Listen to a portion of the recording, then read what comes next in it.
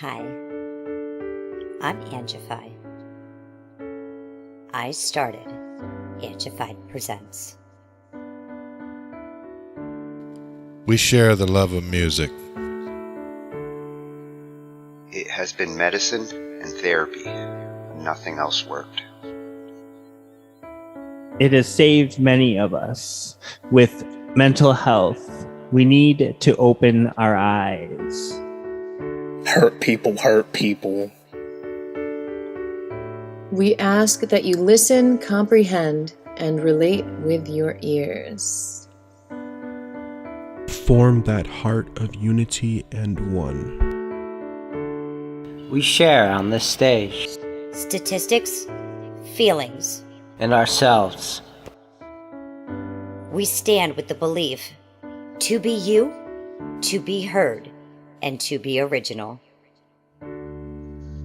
We all may be different, with opinions and beliefs. At the end of the day, we are all brothers and sisters. We are family. We ask that you join us in a magical journey with artists from around the world. Open your minds, let in the love, and listen with your hearts.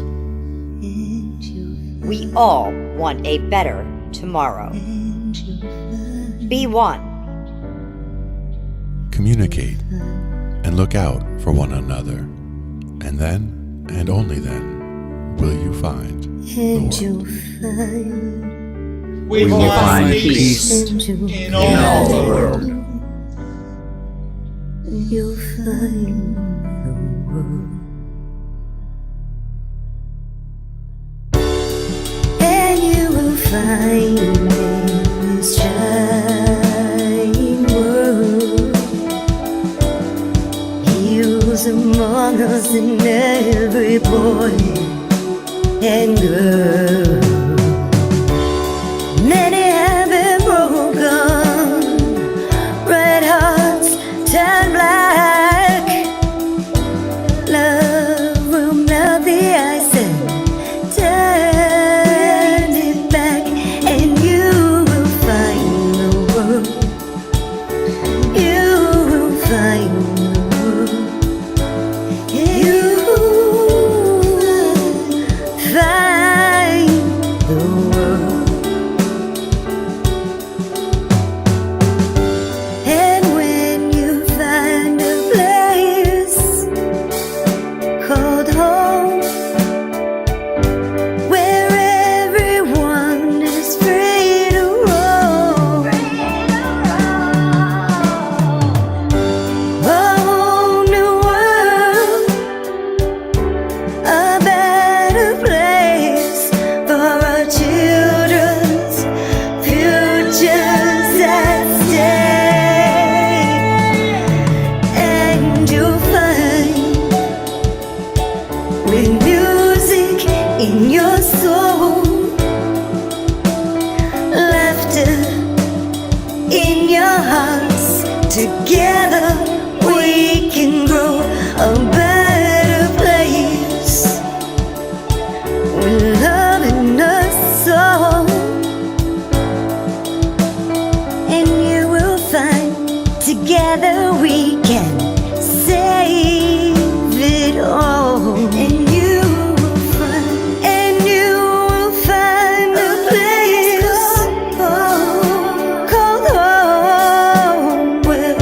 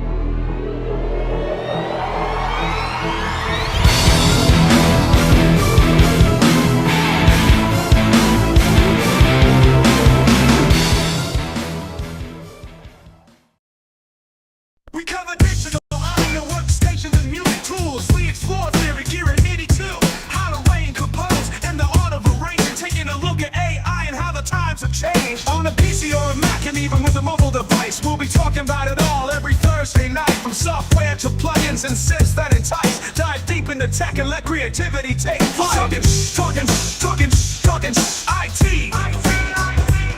We're talking IT.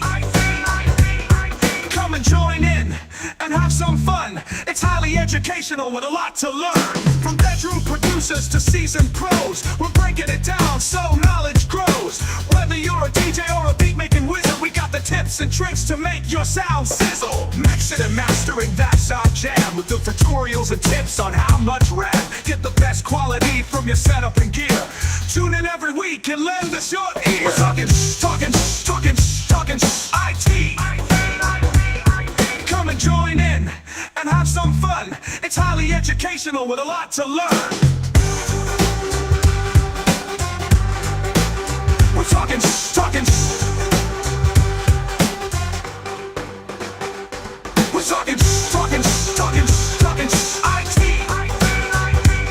We're talking IT. Every Thursday night on Angified.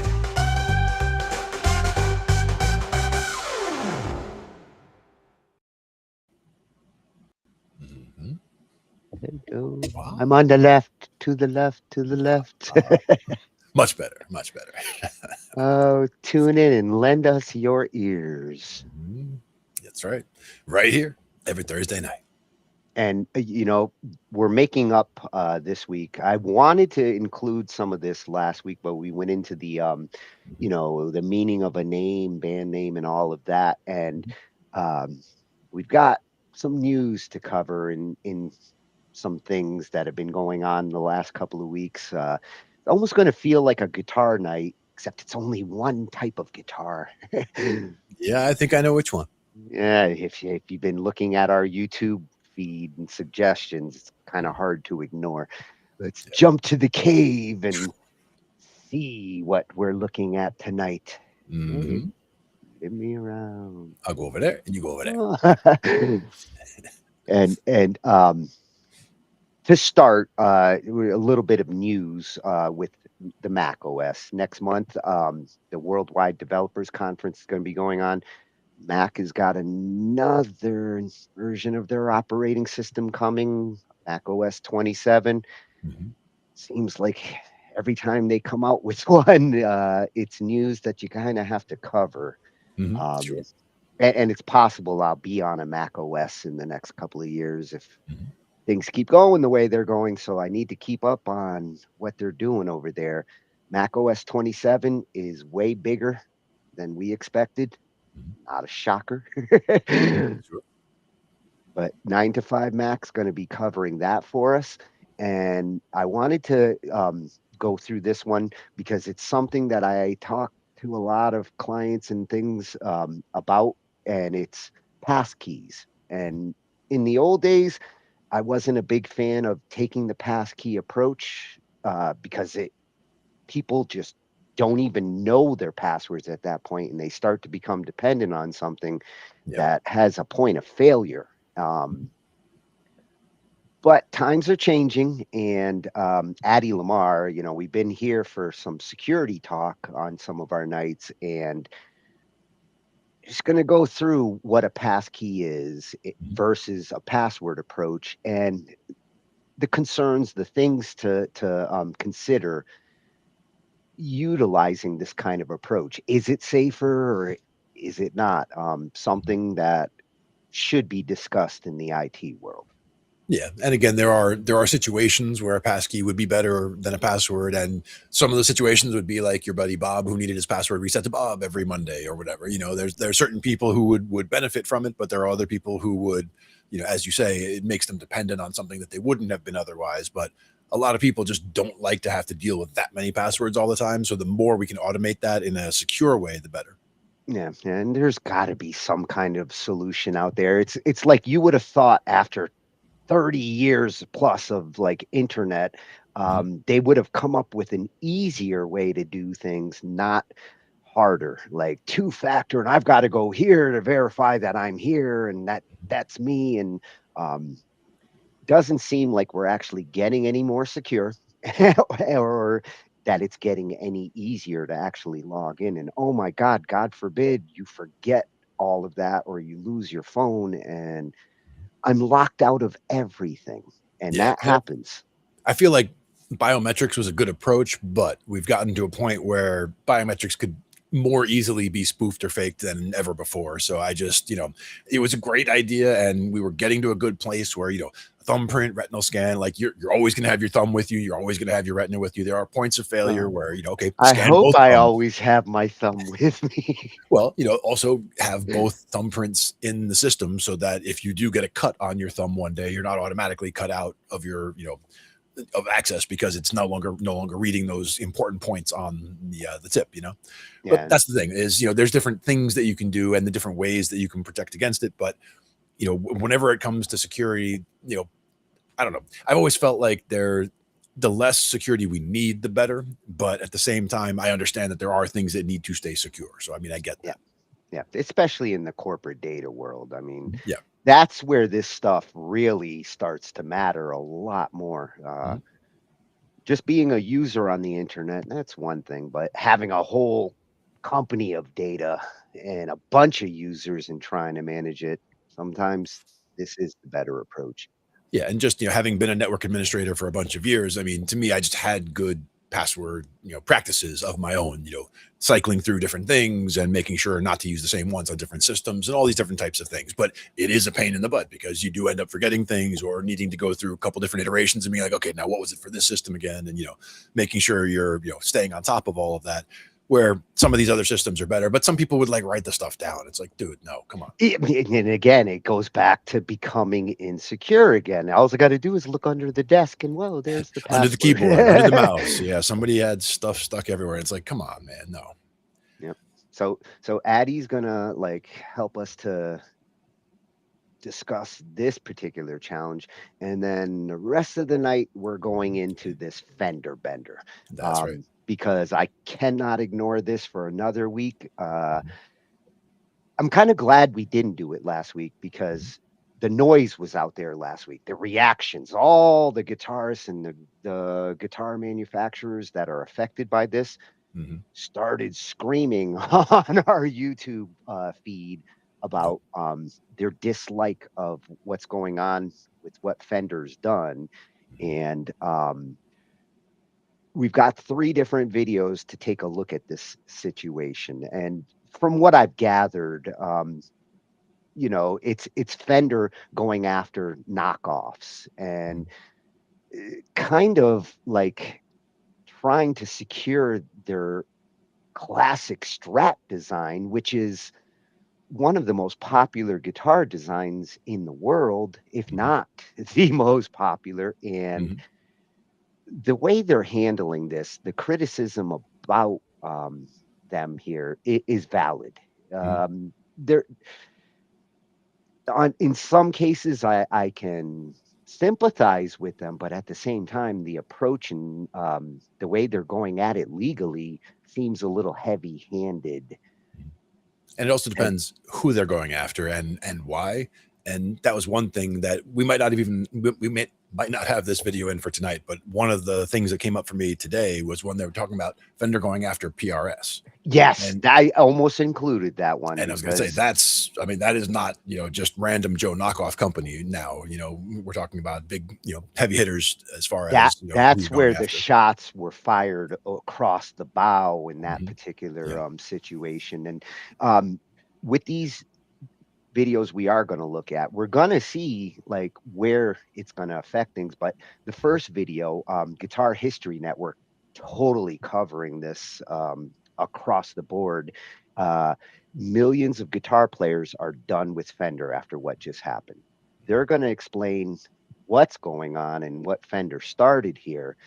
And then to kind of complement this, because this is more recent, this is in the last 24 hours, and Music for Miles is going to cover they finally did respond, and they know there's a backlash out there, and Miles thinks this might change everything with this scenario. So hopefully there's some good news in their direction that they're deciding, because last week It was all noise. It was all backlash. So we're we're going to see Fender's going to clarify some things, and hopefully the backlash won't be as bad. But still, concern for a lot of guitar manufacturers out there right now as to whether they're going to be forced to destroy their inventory, which is kind of where this is going, what Fender's pushing towards.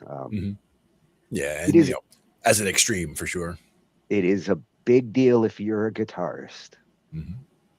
And then to finish things off, this was an interesting one. Riffs, beards, and gear. Surprised that I wasn't already following this a freshie channel, and I got a beard, man. Right? As soon as I learn how to riff, and I love my gear, this channel's gonna help me.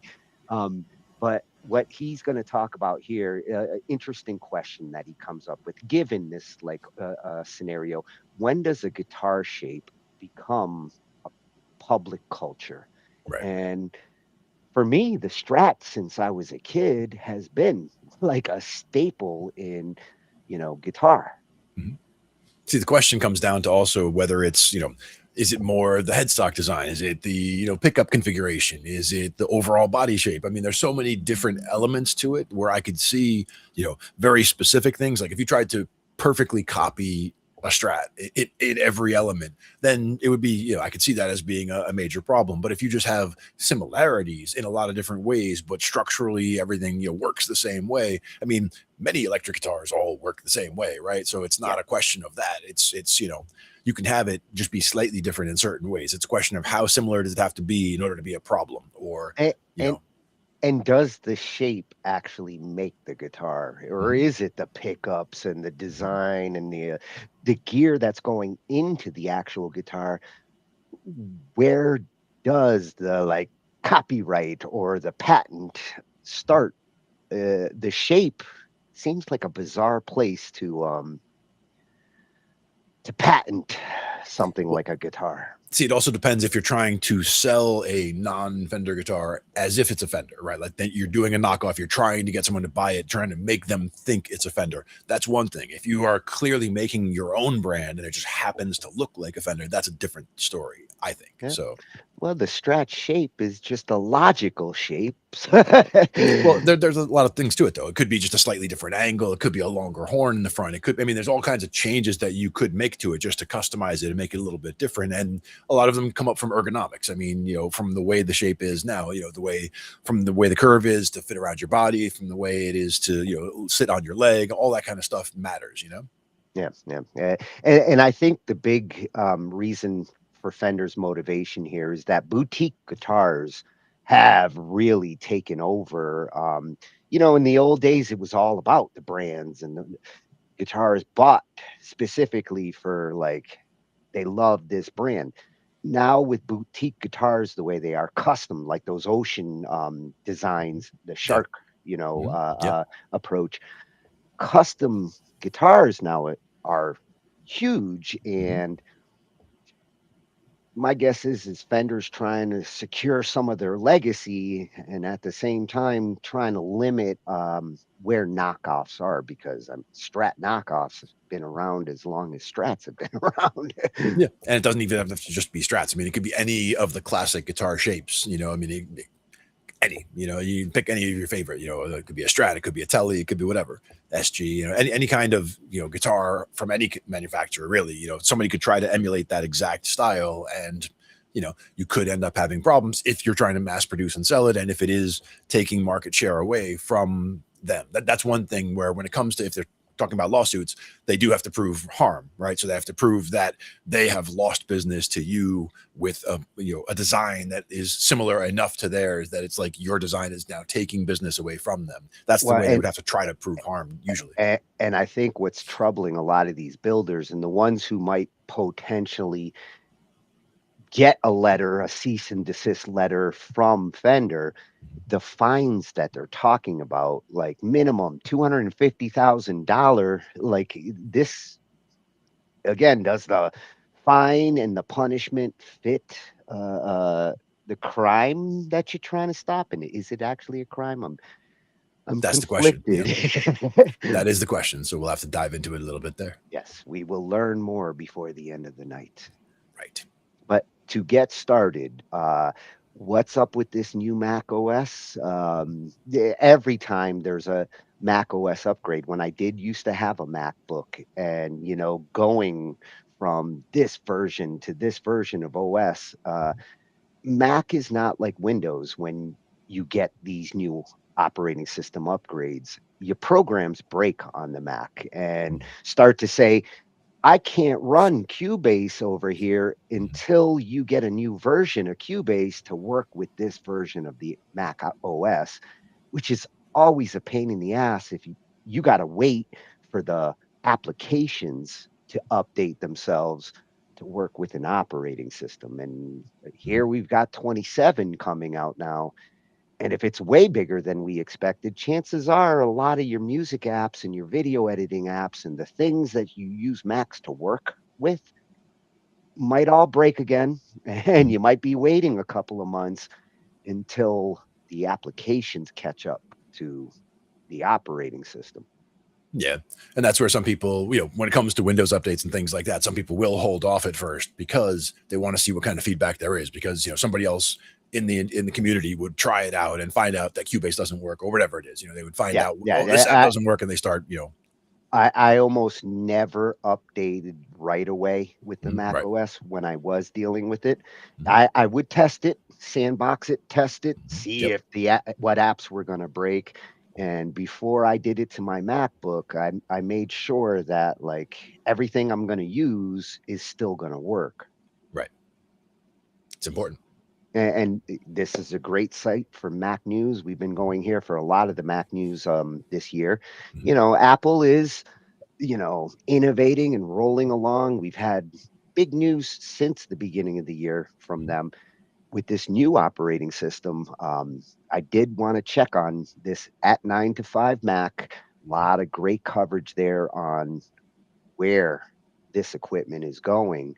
And when it comes to something like a new OS over there, I like a trustworthy channel that's not going to throw fluff at me, but actually give me the details that I need to know. Exactly.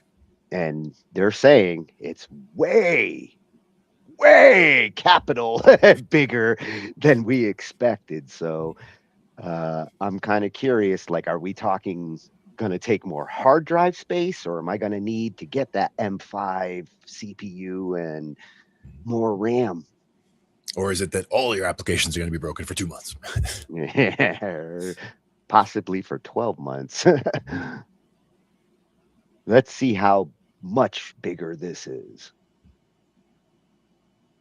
So we are less than 3 weeks away from WWDC, and during that, Apple will be unveiling macOS 27, and there are 5 huge changes that are coming to your Mac that I think everybody needs to know about and get ready for, and a lot of them are going to be surprising because there is that touchscreen Mac that should be coming out at the end of this year, and it might optimize for that.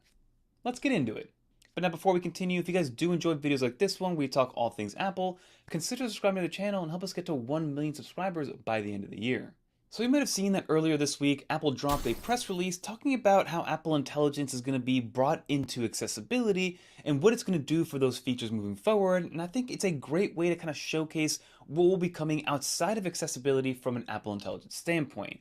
So of course, macOS 27 will be getting the same version of Siri that we get, that iOS 27 and iPadOS 27 will get, and a lot of those features are going to be much more useful on your Mac, especially from a productivity standpoint. So of course we know that Apple is going to be bringing some sort of chatbot-like application for Siri, so it might be a dedicated application separate to it. Maybe it lives inside of Spotlight Search, maybe it lives in your control center, but there will be some sort of chatbot interface you can interact with and have a real conversation with, whether it is via actual typing in text or with your voice directly on your Mac computer. So that will definitely be coming with macOS 27. But secondly, and more importantly on the AI front, is that Apple's going to be bringing some agentic capabilities regardless to macOS 27, which I think is going to be, again, more important in the macOS environment because you'll be able to actually get your computer to do things for you purely based on AI prompts moving forward, which I think is a great future as long as it's done correctly. We saw some example of this with that new accessibility feature, being able to dictate with natural language, what you want your iPhone to do, and that will be coming over to macOS as well. And I think it's going to breed a lot of new capabilities into macOS, especially with background tasks and background management. Some of the things that those Claude bots and codecs and those things where they take over your Mac have been trying to do, but now it's going to be built in natively to macOS. And now again, we know that Apple's been a little bit behind the 8 ball when it comes to at least the expectation of what AI should be in the Apple world, but it's not like there's a lot of other things going on in the background from a computer desktop class browsing experience already, so Apple is in a good spot to really improve on and just give us some real agentic features moving forward that will help benefit us with macOS. And of course, speaking of productivity, they're going to be baking a lot of this into Safari, and that's going to be the second new feature, which is we're going to be getting some AI tab organization in Safari. So for a while now, Apple's been trying to build these buckets or these personal personas inside of Safari, as well as tab groups that really kind of help simplify your life a little bit. But for the most part, I personally have never really used those. You have your work one, your professional one, your personal one. There's a lot of different ways you can kind of name them. But it looks like Apple, with Apple Intelligence and Siri, is going to be combining that into one where it'll do that for you and on your behalf. So you'll have some work tabs grouped together, some shopping tabs, research tabs, travel tabs, all depending on what you're doing to make it more accessible and not as convoluted moving forward, because we all know that once you start adding a bunch of tabs, it can get messy and then you end up just deleting all the tabs for a clean slate. So if Apple can come in and make it much easier to organize all the different tabs that I have open, because I have a bunch of tabs open at once, and the way that I normally group them is based on new windows. So I'll have a window that's open that's really focused on a lot of the productivity stuff that I'm doing, open up another window for like my personal finance stuff, another window that has a bunch of tabs about maybe travel, depending on what I'm planning. So if Apple can do that and kind of bring it into one windowed view that I can easily sort between, I think that'll be a great way to kind of make my life a little bit easier. So bringing that over to macOS 27 will be a welcome addition to my Mac. And of course, this should trickle down to iPadOS and iOS. But now the big one that's coming is actually in the Photos application. Now we've all known that you can edit your photos in the Photos app.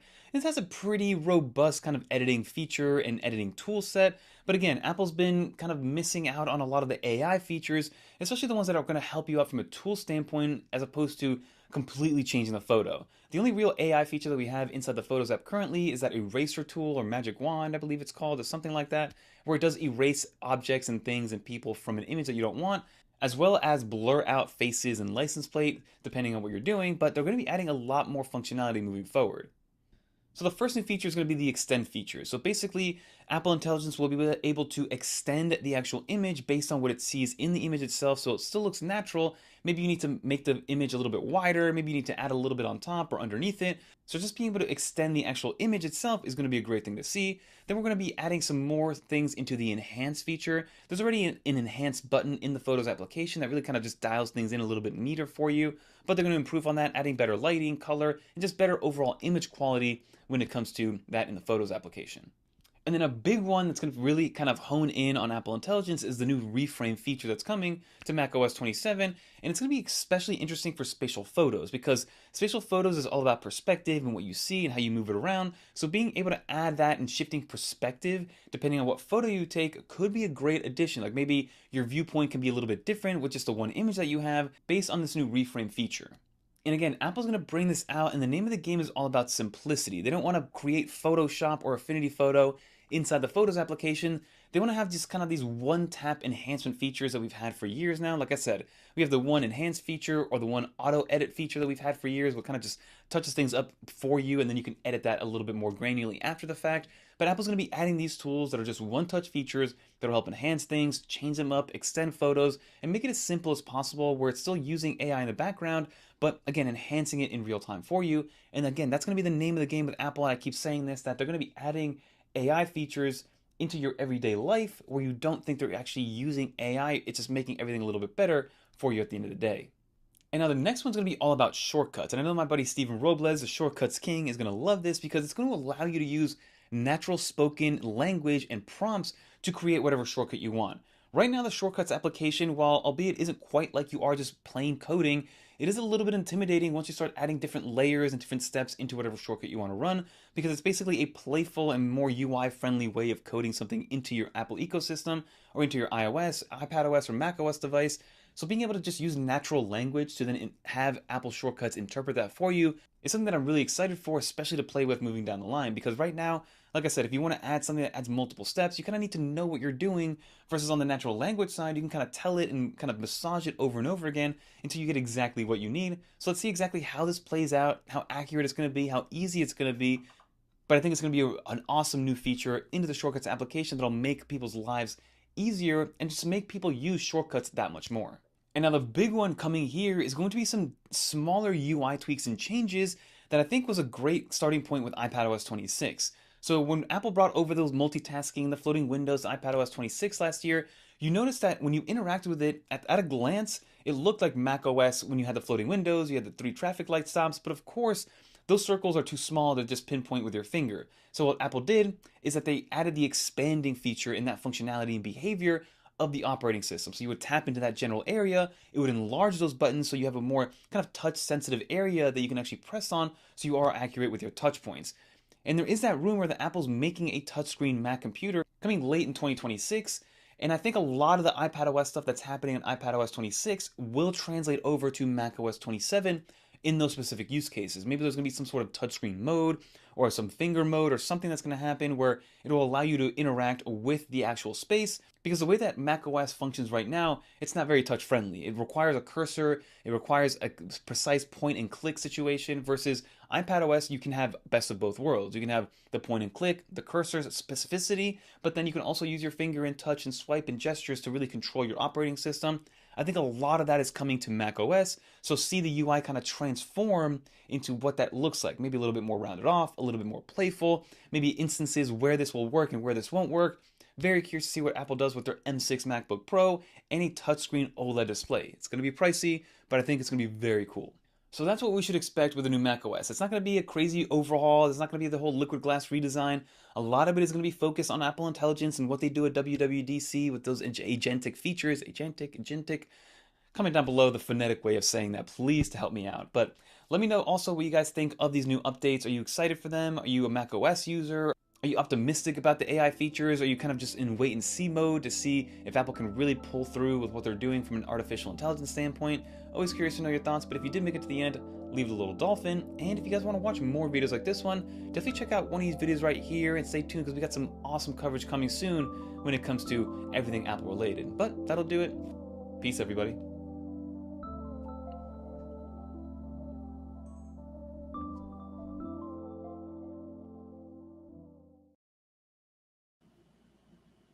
Oh, agentic?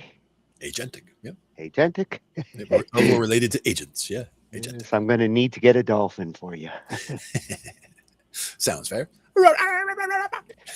And no big surprise that AI is one of the things they're going to be focusing on with this new version, and getting it to kind of be more fluid between the iOS and touch. I'm surprised that they didn't push touch more on the Mac OS, considering they've got the best touch experience on iOS of any device.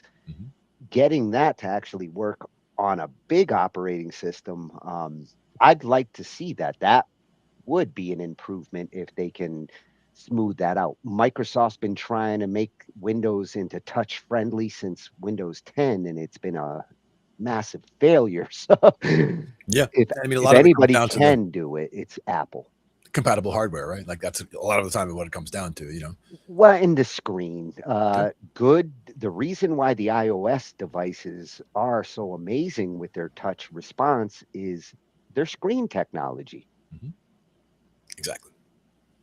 And if Safari is the other big thing that they're focusing on updates, and yay, now I can group my tabs. Big whoop, I can already do that.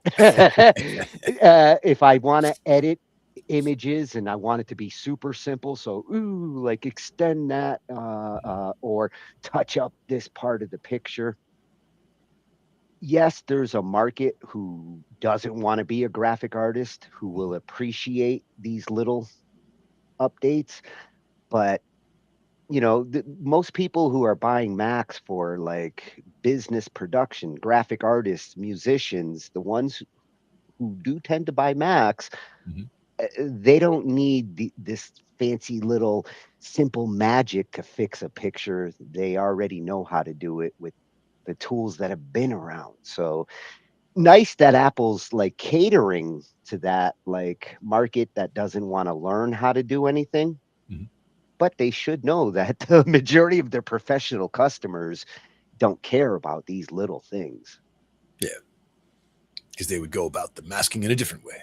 Yeah, it does feel like they really are trying to compete with Adobe. You know what we saw at the beginning of the year when they came out with their new suite of tools that like they're trying to push everybody to a subscription every year and you'll get iPhoto and iVideo and everything else. Um, it does seem like they're eyeing Adobe and saying, we're going to give our customers all your products in our computer, but Mhm. it's not the same product. And if it is subscription based, I'm not a big fan of that myself. So Yeah. We've already told them about our feelings on that. exactly, no So, secrets there. yeah, at 9 to 5 Mac, I will be checking back in, seeing what's going on here. I'm in wait and see mode. Mhm. Uh, nice to get this information. I like to keep up here. I'd rather like learn it this way than spend another $3,000 and find out the hard way. Yeah, exactly. Good Better. coverage there. Yep. At 9 to 5 Mac. And now we're going to talk a little about security. Something important in security that a lot of people, they just don't even think about it. They don't want to think about it. They don't want to remember their passwords and they just want computing to be simple. And I want my computer to remember me when I log in. And God forbid if it forgets you and you delete your cookies. And oh my God, I spent the next week re-logging in, resetting every password because I don't remember what the password was. And Well, or your computer crashes. I mean, these things happen, So yeah, it's even worse with phones, man. When people lose their phones, it's like, oh my God, life stops. that's where, like, ideally, the passwords are stored in the computer and in the phone. So if one of them dies, you still have the other one to be able to get to the apps to, at least get in there and change it to something that you do know, at least temporarily, and even if you're going to change it back the other way later. Yeah. And consider the security that you're using and whether it is safe or not. At Addie Lamar over on YouTube, we've been here for a few of our tech nights where we were talking about security, cyber security, and all that. She's got great information when it comes to this part of IT, and this one's a fresh even on her channel. The Passkeys explained here. Uh, Something that I used to really shy away from. Um, Come on, come on, Paige. There she is. It's something that I avoided in the early days of the internet, where you had these like password managers. Which Yeah. is a little different. Mhm. The password managers, Gator, remember Gator Mhm. in the early 2000s. Um, some of those turned out to be total disasters. And people were using them to like make the passwords for the sites and to remember them. And now it's built into like Google, which I actually do utilize Google for some management of things because I got 5 computers in the room and I like being able to log into my Google account and boom, what I do here, I can do there. It knows me and I trust Google enough with that information Mhm. that the convenience is worth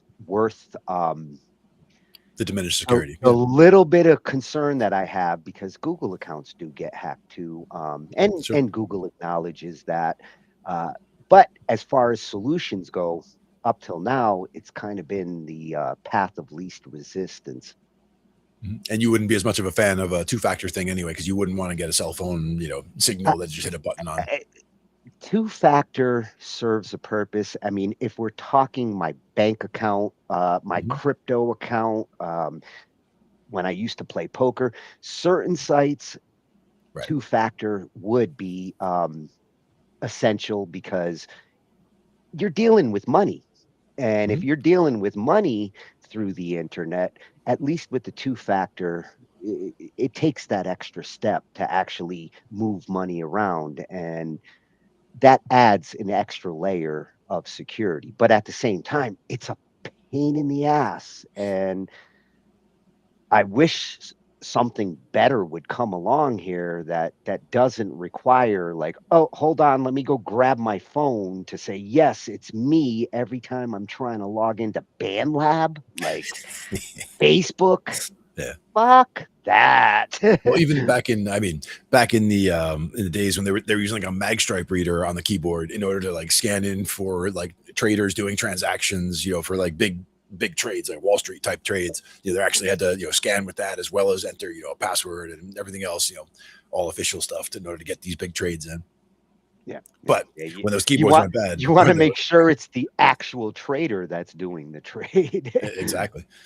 But when one of those keyboards would go bad, same idea. Or one of those key cards, they lost their card. Well, they're screwed. I mean, that was the one way to do it. Like that was the way we set it up so that you have to have the card to do it. Now you lose the card and you're like, I got to do it. You're like, well, you don't have the card, you can't do it. Yeah, there's no perfect security, but we do have some good options. It's just a matter of where you use them, weighing the advantages versus the disadvantages. And here, what I like here is that she's going to explain what passkeys are, and then she's going to ask that question that people should ask. Are they actually better than passwords? Right. And I trust her advice. All right.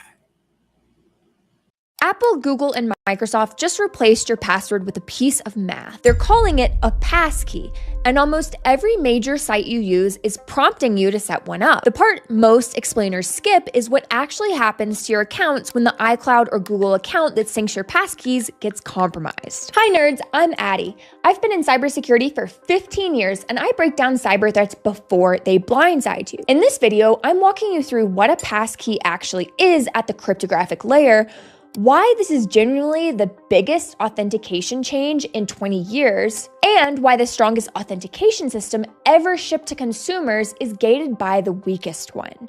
Stay with me because the last part changes how you should be auditing your accounts tonight. What are passkeys? Every major platform you use is trying to retire your password, like Apple, Google, Microsoft, GitHub, PayPal, eBay, Adobe, and most major banks. All of them are now prompting you to set up something called a passkey instead. Most people I talk to have tapped through one of these prompts in the last 6 months and have no idea what they actually agreed to. The marketing copy says passwordless and faster and more secure. The marketing is technically right and substantively incomplete. A passkey is the first time real public key cryptography, the same math that runs your TLS handshake and your SSH key, has shipped to your grandmother's iPhone. That is the breakthrough. The catch is that the convenience model that made passkeys deployable changed the threat model in a way the prompt screen doesn't really explain. So how does this actually work, and what's the catch? The math that replaced your password. Passkeys are different from passwords because the website never stores or receives a password that can be stolen and reused. Instead, your device creates a pair of cryptographic keys, one public key that the website keeps and one private key that stays on your phone, computer, or password manager. When you log in, the site sends a challenge and your device proves it has the private key, usually after Face ID, fingerprint, PIN, or device unlock. There's no password to phish, no password to reuse on another site, and a data breach usually doesn't give attackers something they can actually log in with. It might sound like it, but they're not magic, and you still need good account recovery and device security. But compared with normal passwords, they remove a lot of the biggest risks and friction. Now, look at where each of those pieces actually sits in your device. The private half stays inside the secure element on your device, which is a separate chip designed so that the rest of the phone cannot read it. On iPhones, this is called the secure enclave. On Android phones, it's the strongbox or the trusted execution environment. On modern Windows, it's the TPM. On a hardware key like YubiKey, it's the chip itself. The private half never leaves that vault, even if your phone is compromised by malware. The public half goes to the website. That's all the website ever sees. When you log in, the website first sends your device a random challenge. Next, your device asks for the secure element to sign that challenge with the private key. The secure element then returns a signature. After that, your device sends the signature back. Then the website verifies it against the public key in the database. Because there is no password. Every signature is unique to the challenge that produced it. An attacker who intercepts a signature cannot replay it for a future login because the next challenge will be different. An attacker who breaches the website's database and steals the public key cannot do anything with it because public keys are mathematically useless without the matching private key. The browser and operating system also enforce one more rule that turns out to be load-bearing. The passkey is bound to the exact origin it was registered with. If you registered a passkey at chase.com, your device will only sign challenges that come from chase.com. A phishing site sitting at chasing.com or chase-login.com will never get a signature because your device refuses to talk to it. So, if the math is this clean, why is everyone in security still nervous about passkeys? Why the old phishing tricks stopped working? I just told you passkeys can't be phished. The mechanism is more interesting than that headline. Before passkeys, the strongest consumer authentication was usually a password plus code from an authenticator app. The problem is that humans can be tricked into typing both into a fake login page. There's a whole class of attack called adversary in the middle, AITM for short, where the attacker stands up a perfect clone of the real login page, captures the password and the code as the user types them, and then logs into the real site within the 30-second window before the code expires. There are off-the-shelf phishing kits like Evil Jinx that automate the whole thing. They've been wrecking password plus code authentication for years. Passkeys break this attack at the protocol layer. The browser will not hand a passkey signature to a site at the wrong origin. Full stop. The attacker can stand up the cleanest fake page in the world, and the device simply will not sign for it. The whole class of phishing kit attacks structurally cannot work against a properly implemented passkey. That alone is the biggest authentication win in 20 years. NIST's most recent revision of SP 863 Bravo, the Federal Digital Identity Guidelines, explicitly calls out phishing-resistant authenticators as the gold standard for high-assurance authentication. There's a real technical reason every major platform is moving here at the same time. There's also database breach immunity. When the next big company gets hit and 10 million records leak, the attackers used to walk away with hashed passwords they could brute force at home. With passkeys, the same breach gives them a list of public keys. Public keys are not credentials. Instead, they are verification keys. The attacker cannot log in with them, and the breach loses its useful payload. But there's a part of this story the marketing hasn't told you yet, and it changes how the whole system actually performs in practice. The two kinds of passkey no one tells you about. There are two kinds of passkey, and the vendor messaging conflates them. The distinction is the most important thing you can learn about this technology. The first kind is a device-bound passkey. The key pair lives in one specific piece of hardware and cannot be copied off of it. A YubiKey is the best example. Some enterprise Windows Hello deployments are also device-bound. This is the strongest version. It's also the version that locks you out of every account if the device is lost or destroyed, which is why almost no consumer ever gets one. The second kind is a synced passkey. The key pair is replicated across all your devices in an ecosystem. Apple syncs them across your iPhone, iPad, and Mac through iCloud Keychain. Google syncs them across your Chrome installs through Google Password Manager. Microsoft syncs them through your Microsoft account. Password managers like 1Password, Bitwarden, and Dashlane sync them across whatever devices you've installed them on. And you guys better not be using LastPass or I will be very upset with you. When the prompt on your phone says save passkey, it's almost always a synced passkey. The vendor messaging doesn't call out the distinction in plain language because the difference sounds like a trade-off and the marketing wants you to feel like you're getting the strongest protection. Here's what synced means at the threat model layer. Your private key now lives wherever the syncing account lives, not on one specific device. So your iCloud account or your Google account or your Microsoft account is the de facto master credential for every passkey you have. Every site you've added a passkey to is logged in through that one account. And the part the marketing especially doesn't say out loud is that master account is defended by a password plus a recovery email plus SMS.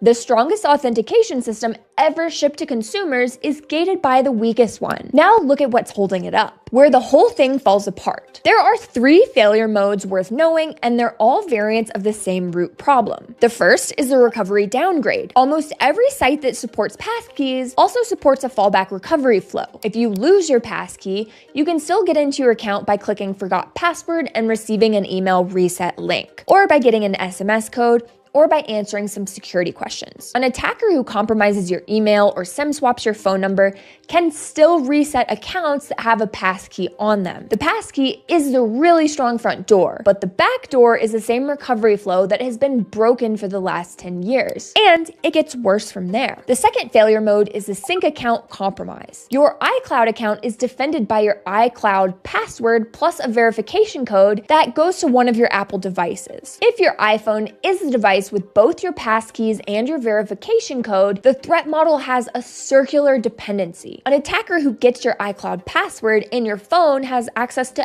every passkey you've stored. This is rare, but it has happened in real cases, especially in SIM swap incidents and in incidents where the attacker had brief physical access to an unlocked device. And the architecture has one more weakness. Most sites that accept passkeys also still let you log in with the old password if you have one on file. The site does this for users who haven't migrated yet, but it means that strong authentication is just one of multiple options. An attacker who has your old leaked password from a previous breach can still log in through the password path. The passkey is a strong front door, but the back door is unlocked, like I said before, and the attacker rarely needs the front door at all. There's a fourth issue worth flagging as well: cross-platform sync. Passkeys sync within an ecosystem, but not between them. So switching from iPhone to Android still loses your synced passkeys, except through some clunky QR code that allows you to use a passkey on another device. This is improving, but if you live across multiple ecosystems, the passkey experience is still pretty rough. So given all of that, what should you actually do with this information tonight? What to actually do? The headline answer is that passkeys are still the right call. Set them up. The phishing resistance and database breach immunity are real and substantial gains over password plus SMS, just full stop. Don't let the failure modes scare you out of using them. What changes is what you audit alongside them. So your synced passkey is only as strong as the master account it's syncing through. So make sure your master account is hardened. There's a way to check whether you are personally exposed to the recovery downgrade right now, and it takes about 5 minutes. Open the security settings of your most important account, your primary email, and look at what recovery methods are listed. If SMS recovery is enabled, that's the SIM swap path, and you need to switch to an authenticator like now. If a secondary email is listed, check whether that secondary email is itself protected by a strong passkey or just by another password. Whatever you found, here's what to do about it. Make your iCloud, Google, or Microsoft account password long and unique, ideally a passphrase of 4 to 6 random words you can remember easily. This is the master password for everything else now. Treat it accordingly. Add a hardware security key, like a YubiKey, as a recovery factor on your most critical account, like email, banking, primary cloud, that kind of stuff. Hardware keys are device-bound, so they're the one passkey class that doesn't inherit the sync account weakness. Disable SMS recovery wherever the site lets you, especially on email and banking. SMS as a second factor is structurally broken and has been for years. So please switch to an authenticator app if you are forced to use something that's not a passkey and just anything but SMS. Audit your recovery options on your most important accounts in this order: email first, banking second, social media third. Email first because it's the master reset path for almost everything. The synced passkey infrastructure is genuinely the best authentication consumers have ever had, and you'll get most of the value just by using it. The remaining audit work is what closes the gap between almost the best and actually the best. The passkey itself is solid math. The system around the passkey is what you should be auditing. The strongest cryptography in the world only protects you to the limit of the weakest channel around it. So audit the channels. If you like this video about passkeys, you'll love this one where I discuss the problems with one of the most widely used password managers on the planet. I'll see you in that video next. Oh, Addie, I've already been taking your advice. I love it. Exactly. And your 6-word password already all set up. Well, 17 words, right? When it comes to the private key and the public key, the way she's describing it, it reminds me of anybody who uses a Bitcoin wallet and is familiar with, how crypto wallets work and the importance of that private key that is your wallet, and why you don't want that in like a text file on your computer, or you don't ever want to actually put it in insecurely to send somewheres. That private key is access to your funds. And if you're smart, you use what's called a hardware wallet. Why? Because that key never leaves that USB stick. It never gets on the computer. It never goes over the internet. And if you want to protect your cryptocurrency, that's the smartest approach. Here, what they're talking about is private keys on devices that never transmit. They utilize the public address to do all the transaction, and the private key over here says, okay, he's cool, let him in. And it is a secure approach when it's implemented right. But all the things she mentioned there and the possibilities of, yay, we got this like gated front door, but guess what? All the windows are open in the back.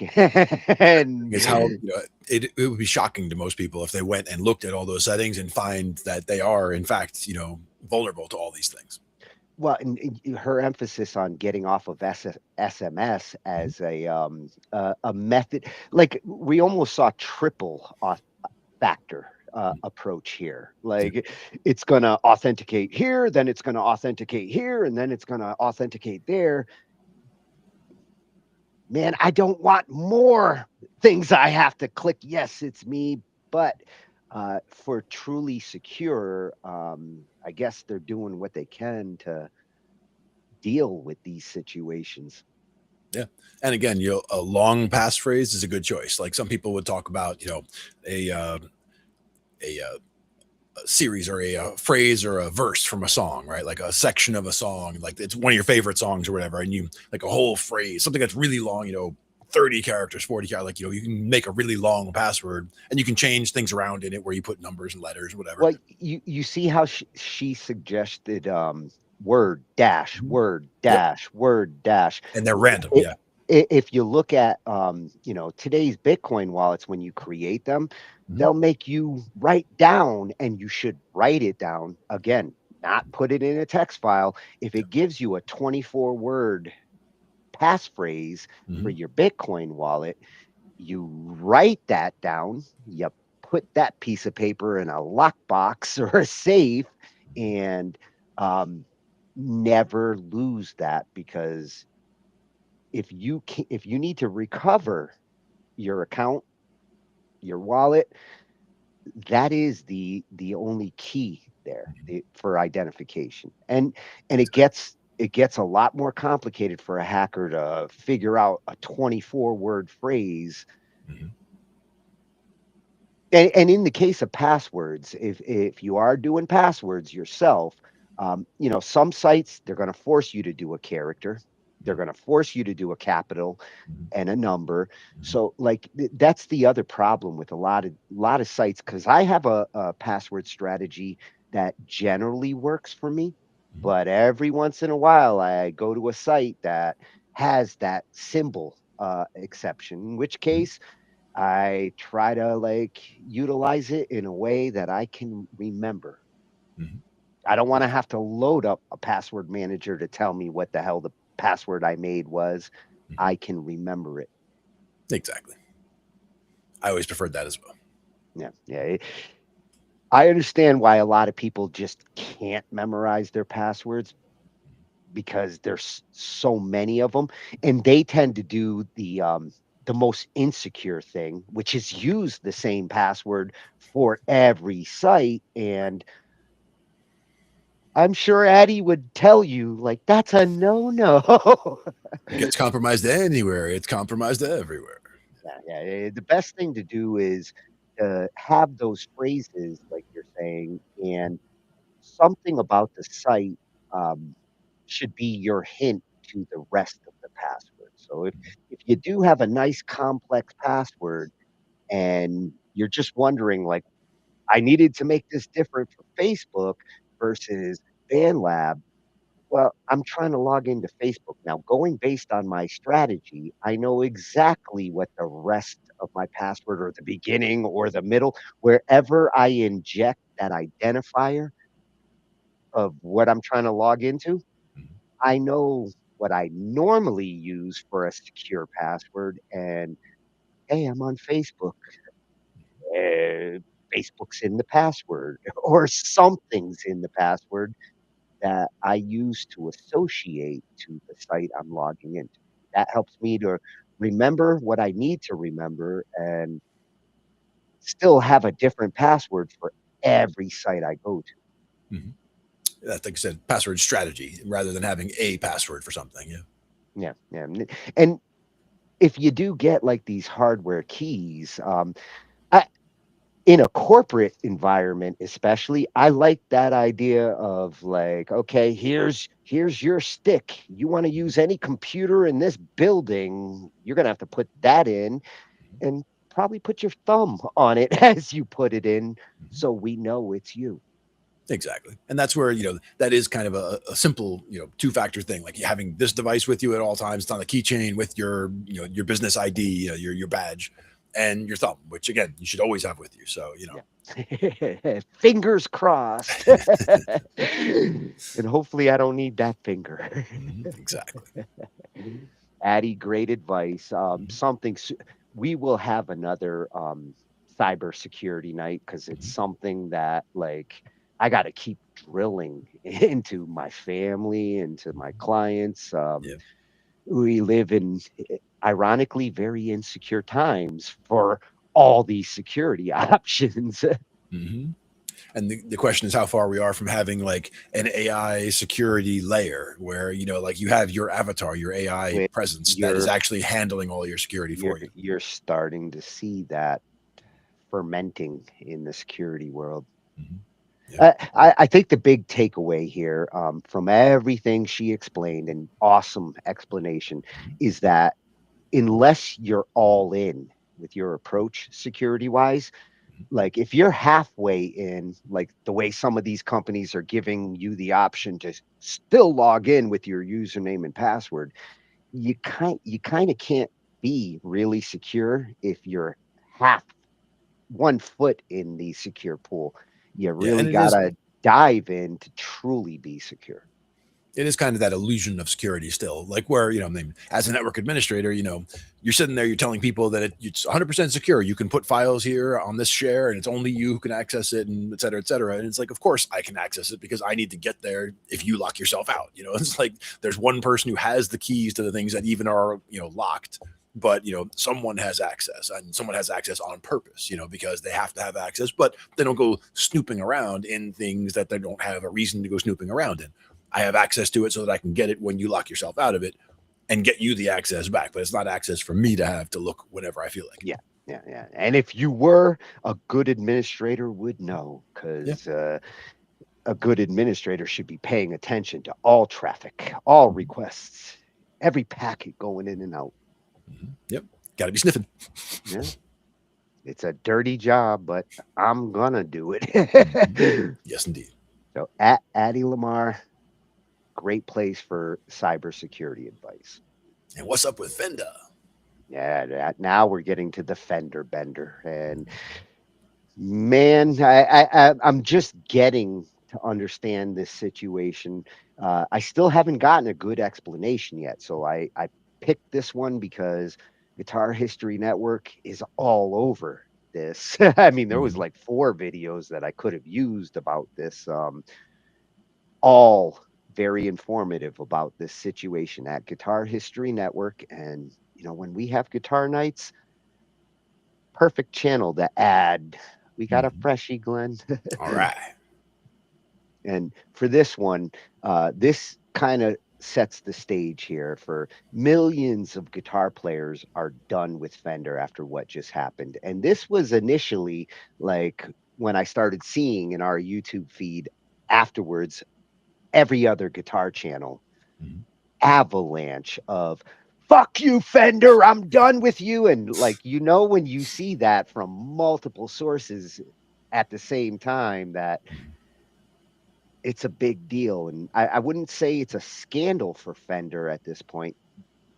They're going to have to carefully guide their ship here, in order to not piss off all those faithful guitar fans that have bought their guitars over the years, but are okay with buying a Japanese knockoff if it sounds good. And the fine line between authentic Fender or knockoff, and there's a audience for both sides of that.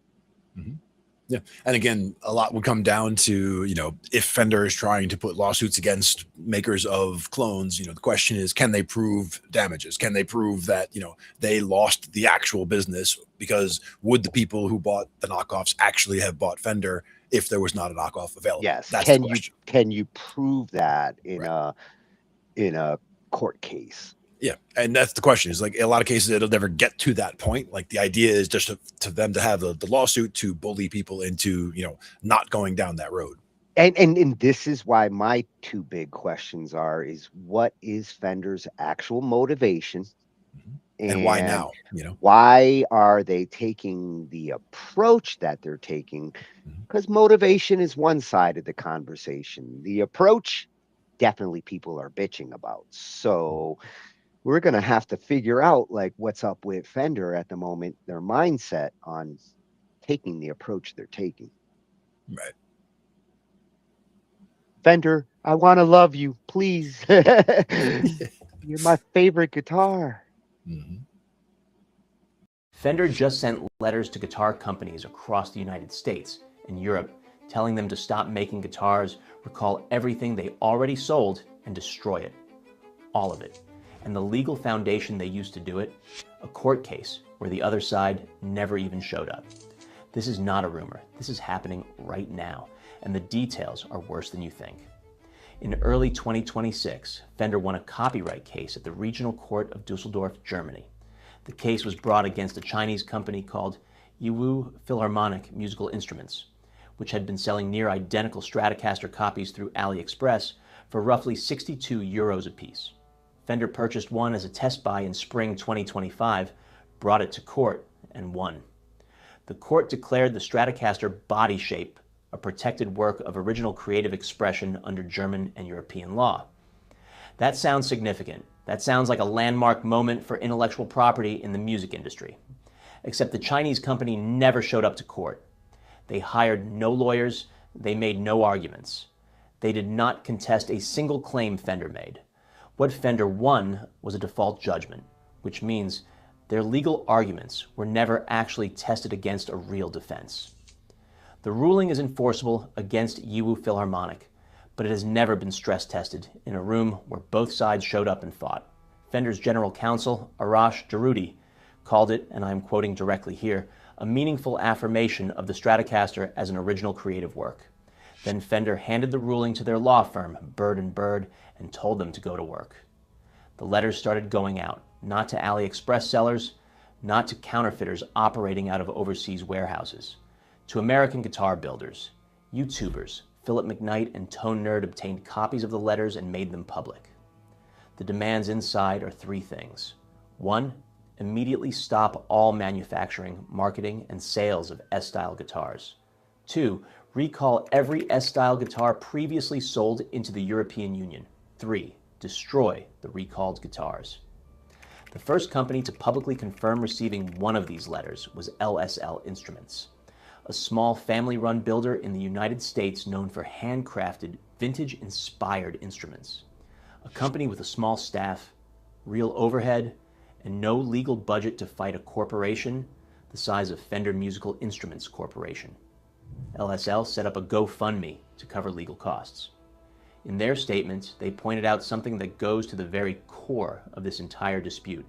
Leo Fender himself never copyrighted the Stratocaster body shape. His concern was always the headstock. The body was left open. And for 70 years, the entire guitar industry built on top of it with virtually no objection from Fender. Think about what that actually means.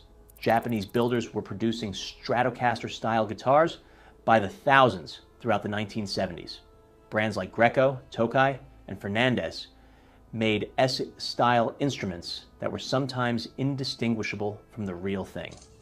The Superstrat era of the 1980s, driven by brands like Ibanez, Jackson, and Charvel, was built almost entirely on the Stratocaster silhouette. Fender watched all of it happen. They sent no letters. They filed no lawsuits over the body shape. For 5 decades, they essentially told the world through their silence that the S-style body was open territory, and now, in 2026, they want it back. LSL is reportedly not the only recipient. Multiple US builders have received similar letters. The brands now watching this situation nervously include PRS, Suhr, Ibanez, Schecter, Sire, Harley Benton, Anderson Guitar Works, and Yamaha, which has been selling the Pacifica, a clear S-style instrument since 1990. The compliance deadline for European recipients is reportedly around May 25th, 2026, this week. By the way, if you want to follow this story as it develops and get the full history behind every major guitar brand and model, we are trying to reach 1,000 subscribers this month. Hit subscribe right now and help us get there. Here is where this gets brutal.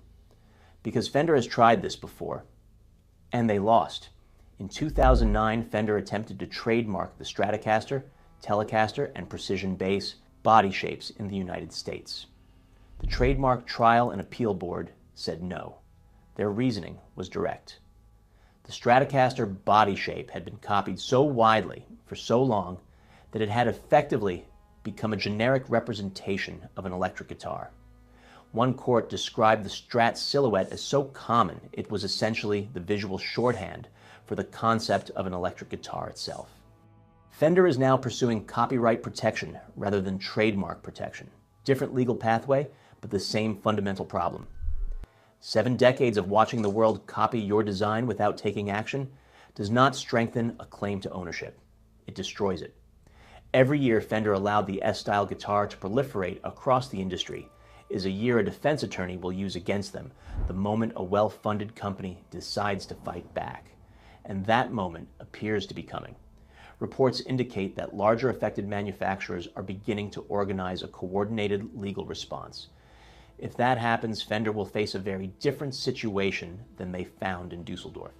They will be in a room with lawyers who have done their homework, who will raise the 2009 trademark ruling, who will argue that 70 years of inaction constitutes abandonment, and who will have the resources to see it through. There is also the political dimension that Fender appears to be completely ignoring. The current climate in Europe toward American brands in 2026 is not warm. A heavy-handed legal campaign from a U.S. corporation targeting respected European and American builders in this particular moment is not a great look. Some analysts believe that Fender sending these letters is not just a legal miscalculation, it is a brand miscalculation of the first order. Fender is not operating from a position of strength right now. Reports from earlier in 2026 confirmed the company was preparing layoffs of between 100 and 250 employees. Quality concerns from dealers and players have been public and persistent for years, with reports of high-quality assurance reject rates coming from inside the company itself. Pricing has climbed, while some players argue consistency has not kept up. The guitar community, which is Fender's customer base, has reacted to the cease and desist campaign with something between fury and disbelief.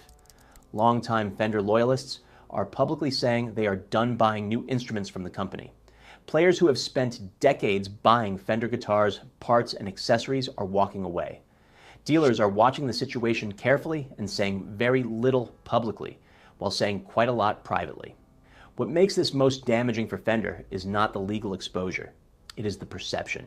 The Stratocaster became the most copied guitar body in history because players loved it, builders loved it. The entire ecosystem of electric guitar culture orbited around it for 70 years.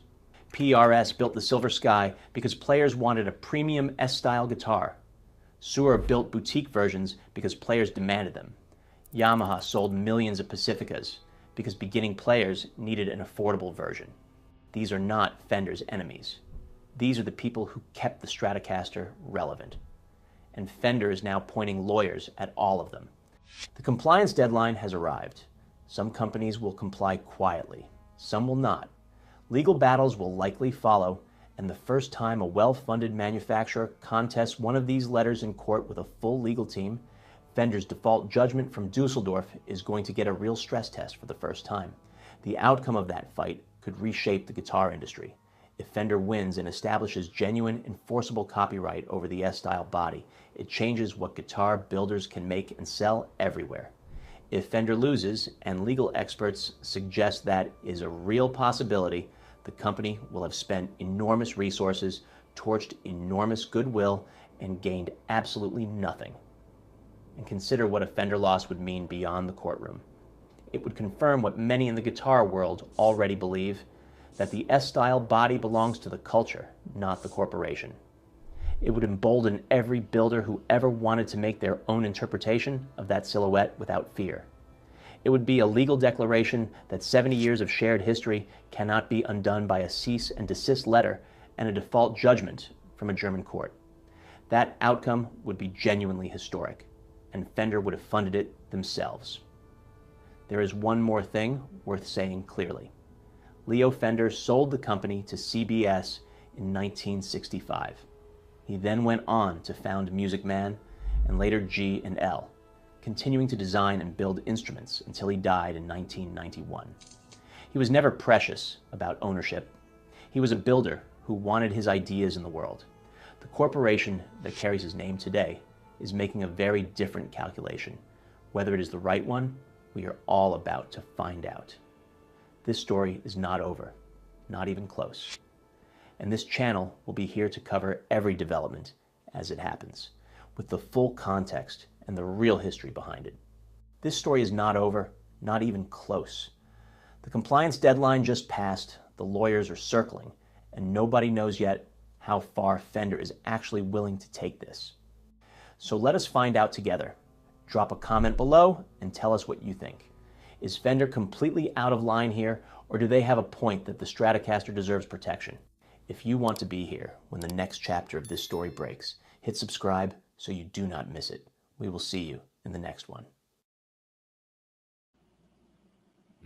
Oh, I feel like I'm watching a documentary in real time.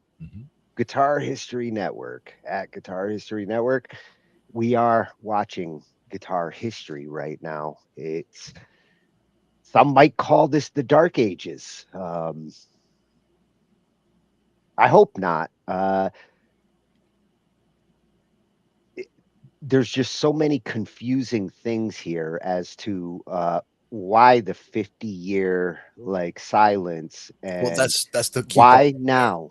That's the thing, is it's not even like I was originally saying the why now, but now what they were just saying there, the key point, the 70-year history, and every year that went by that they didn't say anything about people copying, that is something that will go against them in a real court scenario. Yeah, that is something that they're not going to be able to get around, I don't think.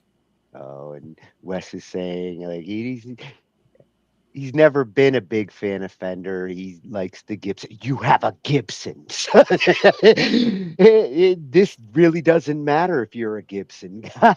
You I have mean, a I have kick-ass guitar. an SG is my main guitar, but I also have an Epiphone, an Epiphone Strat essentially. So, that's the other question, right? Epiphone. Well, and the S style, Mhm. that they call it S because the shape of Strat. the body. A Strat. Oh, it's just Yeah. Strat. S for Strat. Mhm. Ah, I learned something. And to me, the 3 pickup design, the 5-way switch is the other part of a Strat is, having the 3 different, and of course, you can have multiple different type of pickup scenarios there, but in general, the 5-way switch, 3 separate pickups, that would be the Strat style. Well, and from what he was saying, like when he was designing it, he was more concerned with the neck The headstock. yeah, The actual shape of the headstock with, that rounded and just the way it is with the pegs on the side there. Cause that was one thing with the PRS when they showed in the one image that you showed earlier, the PRS that they showed that was the S style, I guess it was the Silver Sky perhaps, had the three pegs on each side of the headstock, which is definitely not the Fender Strat style. So that headstock was totally fine. And if he's totally fine with the body shape, then there's no problem there. the body shape is the part that like I can't see. I can't see a court seriously entertaining this without like some precedence. Like they said, the default case here had like zero argument, and it's just kind of like I'd really like to know who the hell this judge was and how this whole case started in the first place. And apparently, nobody showed up to argue anything, and yet opened this door that That's what happens with the default judgment, though. major guitar building companies, the list that they gave there, those are some big names. Schecter, come on. Yeah. Well, basically, what it sounds like to me is like if they were talking about having layoffs, this and that, so things were they were looking for ways to whether it's drum up business or do something to try to improve the company's situation, and somebody found this default judgment from way back when and said, hey, we could go after all these other companies, and just somebody in the legal department went and Well, decided to just go all in on it. back in January when we covered that, Studio One is now Fender Studio, Right. and at that time I'm like wondering, like, a guitar company's buying a DAW. What are they up to? What are they trying to do here? And then, strangely enough, a couple months later, they said, it's going back to Studio One. So, Presonus is still in good shape, and I don't know what the situation is at the moment there with them. But if they had continued with the Fender Studio name and this shit came out, and all of a sudden it's like boycott Fender because they're being dicks to all the other boutique guitarists. Right now, I don't think you'd want to call your DAW Fender Studio because a lot of people would be like, I'm switching my DAW and I'm not buying any more Fender products. There's a lot of pissed off people right now, not just the ones making the guitars. The ones who buy those guitars are up in arms right now. Yeah, exactly. And that's the thing is, you don't want to piss off a user base like that.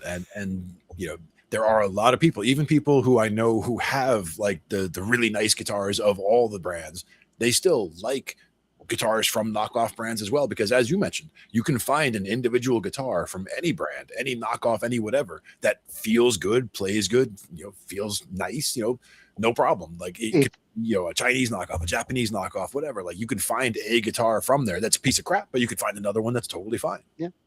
If they were to just say manufacturers can't build this going forward in the future and just take that approach, maybe a reasonable request. But to tell them they have to destroy destroy a bunch of guitars that are ready to like get in somebody's hands, fuck that. Don't destroy them. Even Give guitars them to some kids, or even guitars that came donate back. them. Even guitars that came back from somebody's hands. They're saying the guitars that you bring back, like the ones that you recall, you have to now go destroy.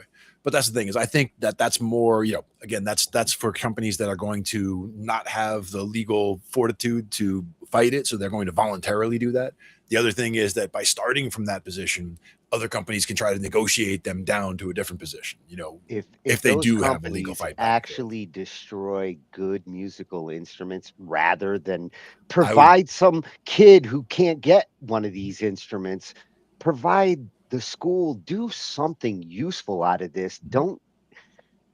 That would make sense. Lawyers, I hope some of these lawyers are musicians. I hope some of these lawyers that are making these unreasonable kinds of demands and requests are actual musicians and understand how asking to this level doesn't make any sense, and it doesn't seem enforceable. It's like we're going to do a gun recall, except it's guitars, and we're not even going to pay you for those guitars. We just want them to burn. So that what benefit is Fender going to get in the long run if everybody stops buying their products because they hate this move?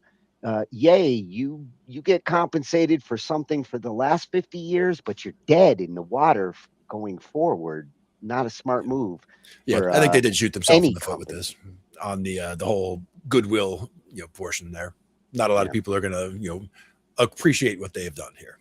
Yeah. At Guitar History Network, I will be back tomorrow because I want to continue with this is a real-time guitar history in process. Yeah. And I like his coverage. And now Miles, music for Miles. I wanted this as a an update because this is in the last 24 hours, and it covers like some of their response in the last week as they've seen like every pissed off guitarist on YouTube make a video about this situation at music-for-miles over on YouTube. And he's another one that like I'm seeing the Fender. I will be updating here too, especially because I'm getting like fresh information here. Fender responds to the lawsuit backlash, and he says this changes everything. If I'm not going to be outraged or less outraged than I just was, then maybe it changes something. We shall see. Let's see, Miles, whether you can change my mind about this. Huge news with Fender. They have officially responded to the cease and desist backlash that they have been receiving online.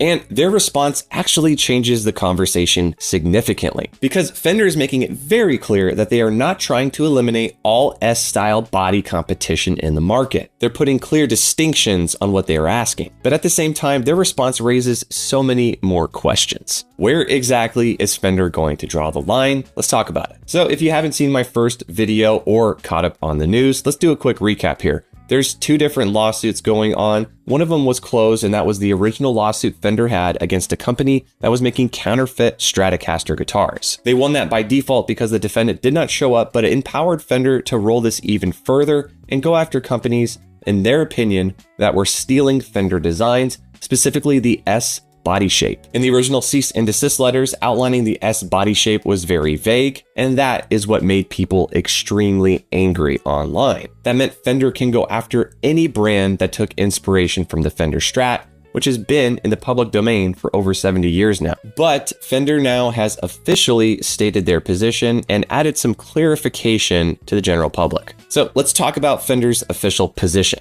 Because Fender did officially speak with Guitar World. Now, one of the most important parts of Fender's responses was this quote here. Now, according to Fender, third-party guitars may share general design elements of a similar overall layout while remaining clearly distinctive. Those will not be an issue. Meaning if you take inspiration from the Fender Strat, but make it your own, Fender's not going to come after you. And that's a pretty major clarification compared to the original cease and desist letter. Fender also said, everybody is welcome and will be able to continue making and selling double cutaway and or two-horned electric guitars, as long as they are designed sufficiently different from the original Fender Stratocaster. So right there, Fender is saying they are not trying to stop all S-style bodies from being released to the public. they're going after guitars. They're taking inspiration and kind of blurring the lines and going into replication. This is where the controversy is getting really interesting. Now, in my original video, I used this guitar I'm holding right here as an example. This is clearly inspired by the original Fender Stratocaster, but it's been evolved. We have thinner horns. We have a cutout down here at the bottom that the original Fender guitars did not have. We have 2 single coils and a humbucker, and this is not a traditional Strat layout. This is taking inspiration from the original Fender and taking it to the next level for modern players. Now let's take a look at the original Fender Stratocaster design. The original Fender Stratocaster had very, very defined proportions, rounded horns, very specific pickguard, 3 single coil pickups, a volume and 2 tone knobs, and a 5-way selector switch. So some of the comparisons I did in my original video are no longer valid according to Fender's update, but here are some guitars I believe are likely directly in the crosshairs of Fender's legal team. And I think Sir is directly in their crosshairs, especially with the classic S model. I mean, take a look at this guitar here. If you don't look at the headstock, I would assume this is a Fender American-made Stratocaster. Now, another bigger brand, which probably has a lot more legal flexibility, would be PRS. When they released the Silver Sky guitar, I absolutely hated how it looked with the PRS headstock, but it was obvious in the single coil model that they are directly borrowing inspiration from the original Stratocaster, especially since John Mayer was known for only playing Fender Strats up until that point. Let's take a look at Schecter guitars. Now they have the Nick Johnston traditional and the USA traditional guitar. Both of these are heavily similar to the original Stratocaster. And finally, Ibanez. The AZ2203 single coil, it takes almost direct inspiration from the Fender Strat. Now, here's a new important legal update. Originally, they were asking for inventory to be destroyed and to recall those guitars. Well, Fender is backstepping. Here's what they're saying now. Companies can actually continue making many of these guitars if they make design changes and adjustments so they no longer appear to be more or less exact copies. Now, that sounds very different from the original cease and desist letter. That means PRS can make some modifications to the design so it looks much different than the original Strat, and they will be clear from legal liability. I think Fender's trying to save face, but the question is it too late? Because earlier reports surrounding these cease and desist letters sounded extremely aggressive. People were up in arms with Fender, again, I used this in the first video, swinging around their big D. And of course, Fender's pockets are much deeper than the smaller brands when it comes to legal resources. They came off as bullies. They came off as insensitive, completely disconnected from the players themselves. And now they are walking back that aggression big time. And personally, I think Fender realized after all of the backlash, all of the videos, that the guitar community, the consumers, and the players were not taking to this lightly. I had over 200 comments on my last video, and maybe 5 comments total were in support of Fender's position, but a majority of people are upset, and they were calling for a boycott of purchasing any Fender product. This term was used all over the place in the comments. Cease to exist is what they wanted for Fender. I still stand behind my comments I made in my first video. I do think Fender needs to be innovating their guitar designs, building off of them, and trying to reach a more modern guitar audience. Things that Sir, Yamaha, Ibanez, Schecter, Vola guitars, and others are already doing. And look, at the end of the day, I completely understand Fender trying to protect what they've created. And yeah, I even get where they're coming from with this newest update of taking inspiration and blurring the lines between that and replication. But at the same time, Fender had nearly 70 years to copyright and patent these designs, and they didn't. So luckily, Fender did listen, but is the damage already done? I guess we'll have to see. But I want to know what you guys think with Fender's response. It's obvious they're backpedaling. Do you think it's for a good reason? And where do you think the line is between inspiration and replication? If you guys do dig guitar content, be sure to subscribe. And if you dig this guitar I've been holding this entire video, this is the Julian Rosenthal signature model.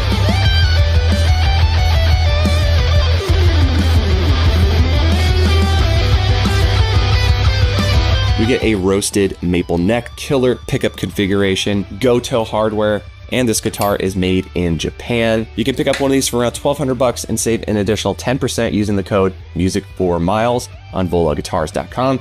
And that's good for any guitar on Vola Guitars. Till next time, I am Michael. Thanks so much for watching Music for Miles. See ya.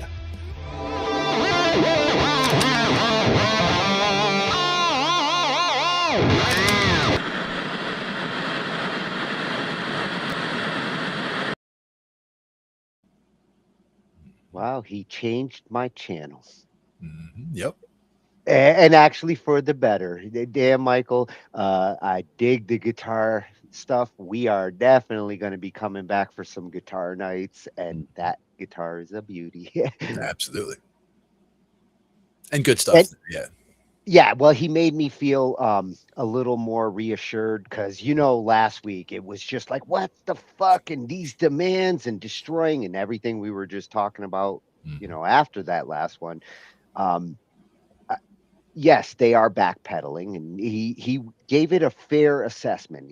He's not a shill for them. He's just calling them like he sees them. They are doing some backpedaling. Thank God, because I hope that the higher ups there are actual still like serious about building great guitars and not just about like we're gonna sue everybody and destroy any guitar that looks like ours. Um, I see what their motivation must be is they want that particular look, exact look to be something that they can now market. They got to make money too. And some people will buy the authentic Fender if there's a compelling reason to pay for it.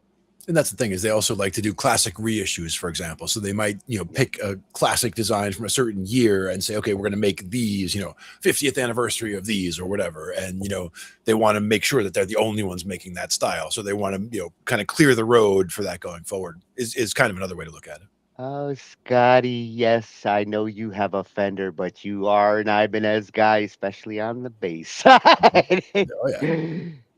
Yes, and there will be a big fight, a good fight on this as far as those guitar companies that are going to be affected by this.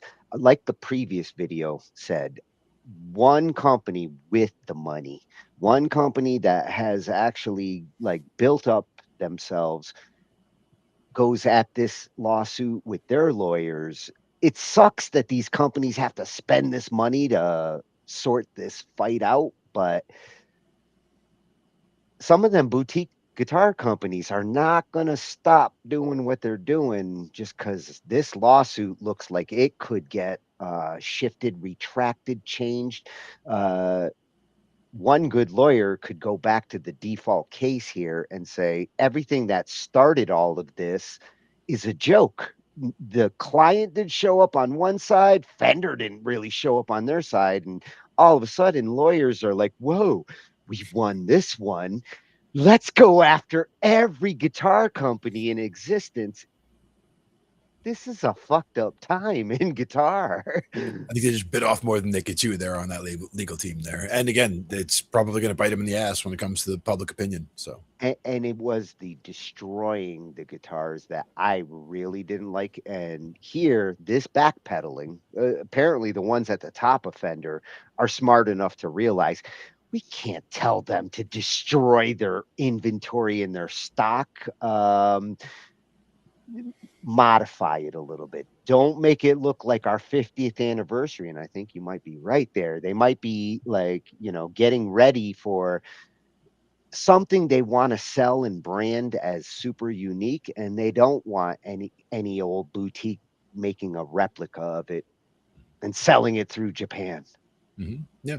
And, other companies, being able to make some modifications, again, modifying the horns slightly, modifying whether it's the tone controls or the volume controls, where they are kind of like, even when they had the PlayStation controllers and the Xbox controllers and they had to change where the analog sticks were. So one has them this way and one has them that way, because, if they were both the same, then it would be a copyright problem. It's the same reason your MacOS puts those stupid buttons on the left side and Windows puts them on the right side. They do the same damn thing, but apparently where they are makes the difference between this brand and that brand. Exactly. So we've seen it before in other arenas, but same idea there. Yeah. And going back to the guitar shape, the body shape, I'm thinking more, like you said, headstock, pickups, bridge, molo that you use. These are the kinds of things that make one guitar $3,000 and one $200. And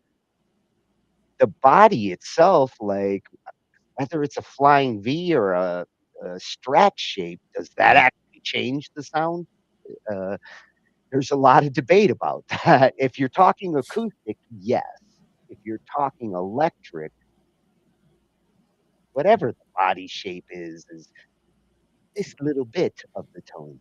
One that I saw the other day was I want to say it was Mary Spender, a video of hers that she was reviewing a guitar that she got that was basically a headless travel guitar style where it's a very very small body, and basically the body, what would be the body elements, had the shape of a Strat. So like, you know, there's like just a metal bar for like that'll be the what would be the bottom of the body, and that's to rest on your leg, and then there's what would be the top of the body. So it's like those elements are there, but they're not really there as part of the body. They're just there to represent that shape. So would that be enough to be a problem, you know, for the S style? You know what I mean? And it's such a great shape, and it is actually comfortable and convenient. And there's a reason why so many are like, yes, this is perfect for if I'm sitting down and I'm going to play this way. And, you know, if I'm standing, like at least I've got some like wiggle room around the body. You get into the weird shapes, and it's like, I'm stabbing myself in my elbow with this flying V. Why did I buy this fucking shape?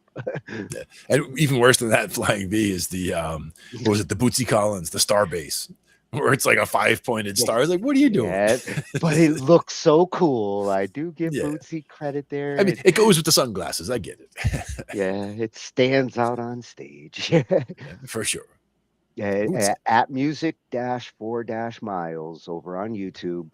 Love it. It helps me to not be as enraged from last week's news, because looking at all the videos that came out last week, it was like, fuck you, Fender, fuck off. Like the anger in the guitar world was strong. This, it is going to take time to see whether like they did it fast enough. This is a brand that's been around for a long, long time. So, you know, a bad week or a bad month, I think Fender can survive that, but they got to back off the dumbass lawyers and get the smart ass lawyers to take over on this, whatever they're protecting here or wanting to build that 50th anniversary, if that's the case. And Glenn, if you called it there, I'm gonna pat you on the back. That might be the initial motivation. Yeah, and again, I still feel it's a very weak position that they're in, again, with the default judgment and the whole fact that for those 69 years up to just now, you know, nothing was enforced, nothing was a problem, everything was fine, and then all of a sudden it's all a problem. So that's where, you know, I don't think they're going to have much of a leg to stand on if anybody comes to try to fight it in court, whether they have huge, you know, huge corporate legal background or not. You know, I think they can just come in and just shoot enough holes right in that argument right there. Right now, the public perception there is that Fender's greedy. They turned into a greedy corporation, which is not their reputation. Like their history is not a company like that. So PR here is gonna like hopefully help to say, no, we're not really trying to be greedy. We're just trying to get our ducks in a row before this kick-ass collectible classic comes out. And, you know, don't destroy instruments, please. Like, I hate seeing a guitar get smashed on stage. If you do that and make factories destroy a bunch of them, I will forever hate that. Yeah, I mean, destroying one for a video, like I would destroy a guitar that's already destroyed, you know, like one that was broken already and whatever, you know, you could like make it look normal and break it for a video so that you're getting the effect of breaking it, but you're not actually destroying a usable instrument. Like take them apart, rebuild them in a way that you can donate them or possibly sell them. Or from this video, if they do make these adjustments, like now at least Fender is getting specific about like this good, this not good. And thank God it's not at the actual body directly. It's a little bit more. It's about being too identical. Confusing though. It's about being identical. It's about being a replica. It's about trying to say, you know, again, taking the exact body and, you know, taking business from them with that, rather than taking inspiration from the body and making your own thing. Yeah, and some would argue that these knockoffs did take business from them, but at the same time, um, guitarists can, like, when they buy on a certain brand or a certain product like that, the faithful ones, they're not buying the knockoff because they want the Fender. And some of these brands that they mentioned, like Schecter, they've got fanatic fans now too, and they'll say "fuck you, Fender," and they'll keep buying a Schecter and just whatever shape it is. Sure, absolutely. Especially if they're playing bass, because that's where they kick ass. Oh yeah. So at Music Dash for Miles helped to calm down my feelings a little bit there. But when it does come to that shape, the design had to include this one. This channel called out to me. Oh yeah. Riffs, beards, and gear. Does that say Damn beer it, or man. gear? I think I found home. Nice. Yeah, this freshy channel is definitely calling to me. I have a beard. I do like to riff. And Now, when see, it my comes my to the beard is on vacation right now, but yes, but you're working on it. Usually this time of year, when you'd go to the mountains, you would come back Grizzly Adam. exactly. And I might, you never know. I might also go the opposite direction and just go completely cue ball style soon. Yeah, well, you're gonna be sweating soon because it gets hot in Jersey. It does. So at Riffs and Beards, a guitar about a channel about guitars, beards, and gear. I like I it. will be hanging out here, and I thought this is a nice one to finish off, like everything going on with Fender, and the whole idea that a guitar shape, sometimes it is for ergonomics or for convenience of playing, the style. But he asks such a great question here. When does a guitar shape become public culture? The Strat's been around for what, 70? What did they say, 50, You 70? said 70 years, yeah. And that shape certainly, caught on. It's logical, it's comfortable. What makes certain guitar shapes actually stand out and become a cultural staple for guitar players? All of a sudden, every guitar player has one of these. What I'd like to do is I'd like to ask AI to take a look at the vibrations in the wood and think about what would be, just think about all different kinds of guitar shapes and come up with guitar shapes that have better sustain or whatever. You might find that there's a completely different guitar For shape the that for the makes more electric sense. guitar, though, like on the body side, is that shape gonna affect those pickups in a way that's gonna change a tone? Oh yeah. Or yeah? The actual tone, the actual body, resonates, it vibrates, and how you shape that body. If you shaved off some on this end or shaved off some on that end, it So would on an change the way things electric sound. guitar, that pickup actually shifts depending on what body it's in.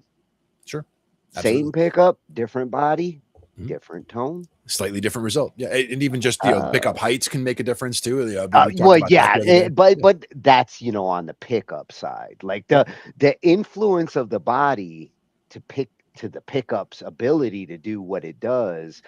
I'm curious. We're gonna have to do some experiments one night. All you guitarists out there that want to do some testing and you're willing to tweak out shit, I'd love to hear the same pickups on different bodies.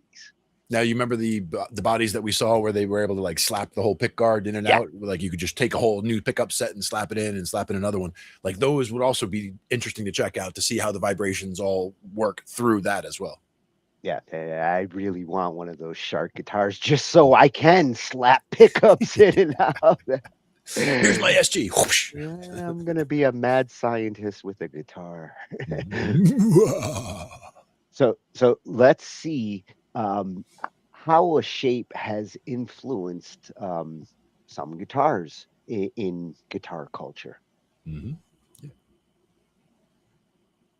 with all of the legal discourse going on at the time of filming this with Fender and cease and desists and legal action against the Stratocaster body shape, I have to wonder, at what point does a product become culture? Let's talk about it.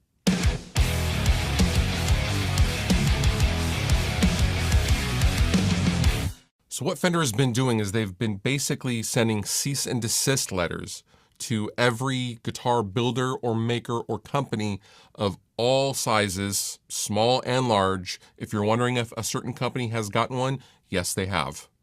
All of the companies in the United States got a cease and desist letter from Fender. We only know publicly about a couple of them, but I can tell you all of them got cease and desist letters. And this is based on a ruling in a German court, which obviously has no jurisdiction in the United States, but Fender seemed to be taking that copyright win, which is interesting. We'll get to that in just a second. And they're basically threatening, legally, nicely asking other companies to turn over all guitar bodies or destroy them. And here's our bank account information if you want to start wiring us money for the profit shares of the guitars you're infringing on. It's pretty ridiculous, but that's what they've done.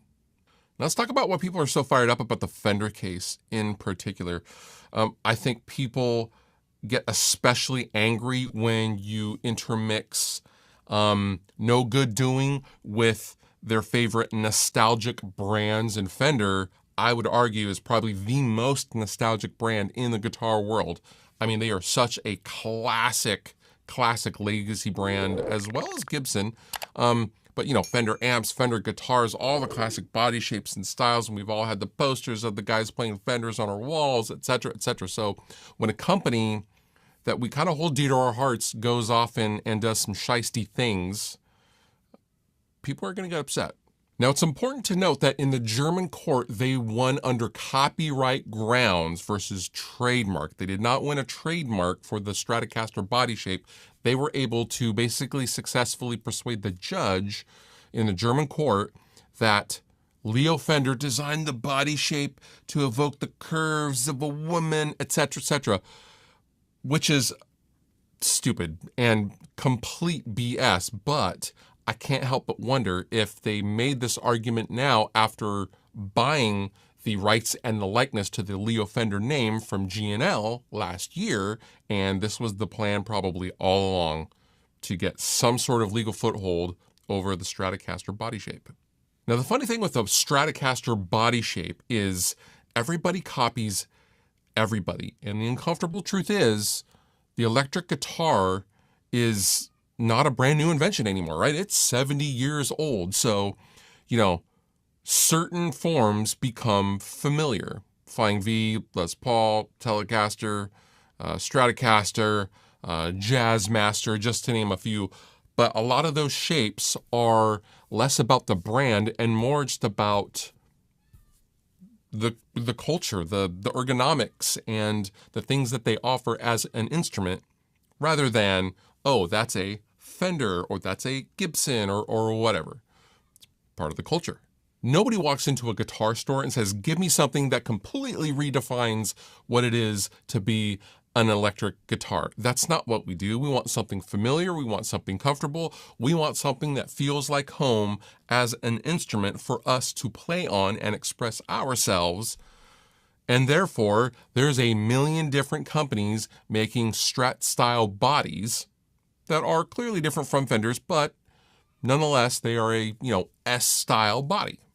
That's just how things have been for the last 40, 50 years. So let's go ahead and talk about the difference between copyright, trademark, and rarely, but you will sometimes see, trade dress. This is an interesting one, but again, I'm not a lawyer, but here's some very simplified examples.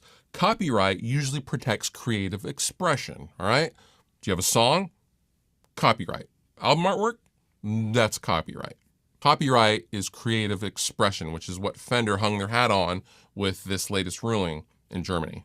Now, a trademark is more when you see something and you instantly know who made it, all right? So, for example, the Golden Arches, the McDonald's Golden Arches, you would not mistake that for anyone else but McDonald's. Do you see what I'm saying? Like, trademark is not a creative expression. It's more an identifiable thing that is tied to a company or an entity. Now, trade dress is where things get pretty murky and muddy and up for a lot of interpretation, but you can think of trade dress as when a shape or an appearance becomes identifiable with a company. All right, so we're not talking about logos. We're talking about, as an example, the shape of a Coca-Cola bottle, the classic Coca-Cola bottle. That is trade dress and protected by Coca-Cola. No one else can do that bottle shape. All right, so this is where things can get kind of murky with guitar shapes.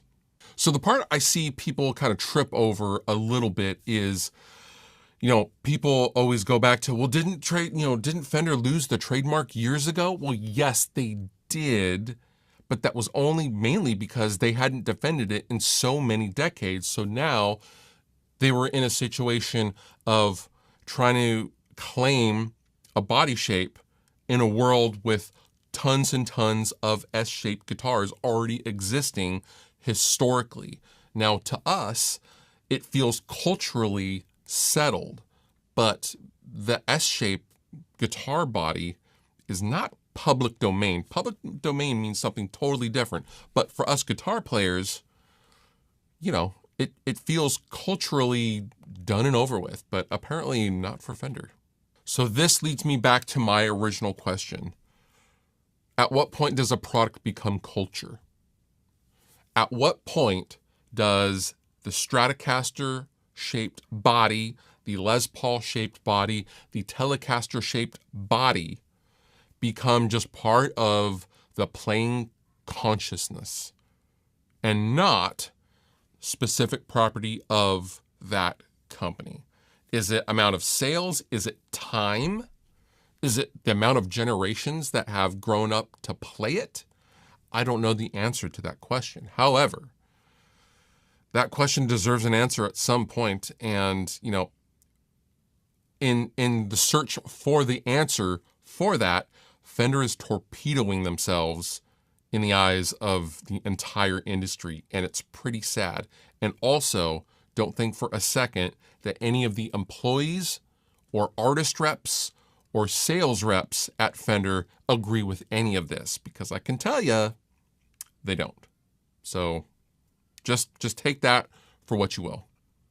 Leave a comment down below if there's anything you would like to add to this conversation. You have been wonderful. I've been Fluff. Thank you so much for watching. I'll see you next time.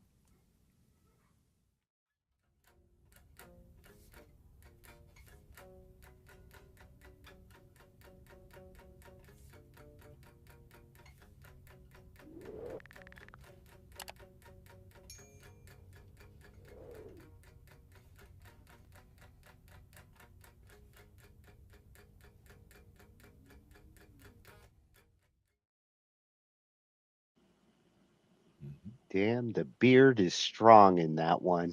That's right. I like that little takeout there. Little jam going out. Good stuff. Well, he makes multiple great points there. Like, Fender as a company, they are like a cultural icon on the retro side, classic for guitarists. And as a music company, they have represented something important. And like he mentioned at the end there, like a lot of the employees, the people behind this brand are probably all like, what the fuck? That purchase that he mentioned last year totally clears things up for me. Like, this now explains why now. And once you're dealing with a board of directors and a bunch of stock investors, like, we own this now, like, well, what value does this have? We're going to have to go chase every guitar manufacturer out there for something that has become a cultural standard, like he mentioned. And again, it could be somebody getting bad advice, or somebody says, yeah, we could get money from everybody who's ever made a guitar that looks anything like a Fender Strat. Really? Let's do that. if Steinway decided we own the design of the grand piano, so anybody out there making a grand piano technically is stealing from us, that'd be bizarre. Yeah, especially if they waited this many years to do it. It, it's a it's a weird thing to justify when you're just talking like shape of guitar. But when he did use that analogy about like the Coke bottle shape, Sure. Yeah. which, you know, when you're talking Trade dress. the brand Coke and you use a certain red, you use this font. Our bottles used to be shaped like this. That's like the Aunt Jemima bottle. Like anybody trying to do something that looks like that would technically be trying to represent their syrup as that. Yep. But what we're talking guitars here, and the shape of your traditional acoustic guitars, who owns that? Like, Bunch of them. I mean, that's the thing is, Fender, you gotta say like you own the acoustic guitar shapes too, because there's a shitload of guitars out there using that.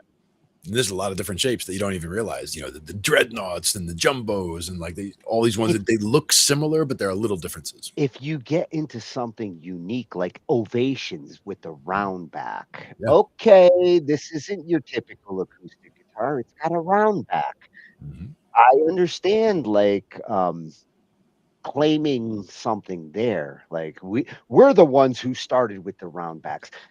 Ideally, if somebody does something like that, they don't try to like patent it in a way that says nobody else can build this way, because that doesn't lead to innovation down the road. The reason we have these kick-ass knockoffs nowadays is because people innovated off of the original Fender, Les Pauls, the Telecaster, one of the most modified guitars ever. Like, it's good to let people fidget with the design and build. The other question is if this timing has to do with the fact that 3D printing and CNC and 3D manufacture is at the point where you could probably download schematics to make, you know, a perfectly acceptable guitar, you know, and they wanted to get ahead of that as well, you know? Yeah. Yeah. Oh, and Scotty's calling off some of the classic Fender. Yes, Ingve, definitely a Fender. Eric Clapton, Jimmy, like Gilmore. shit, man.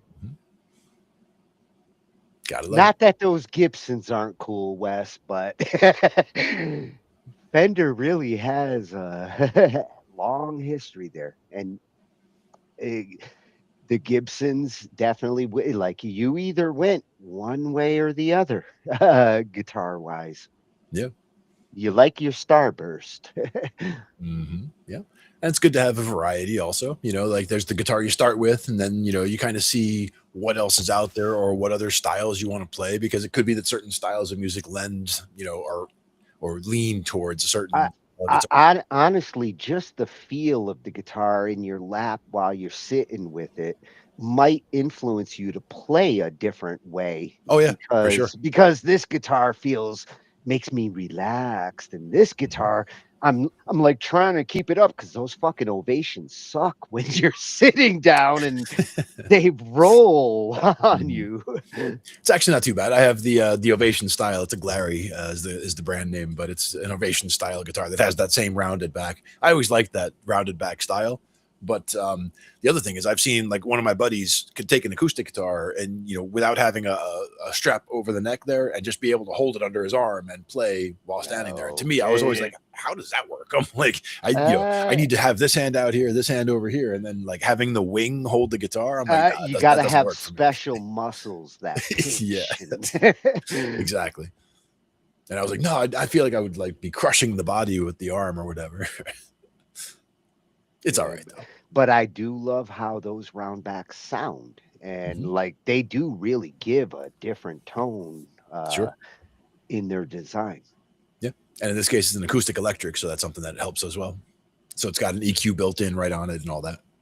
Yeah.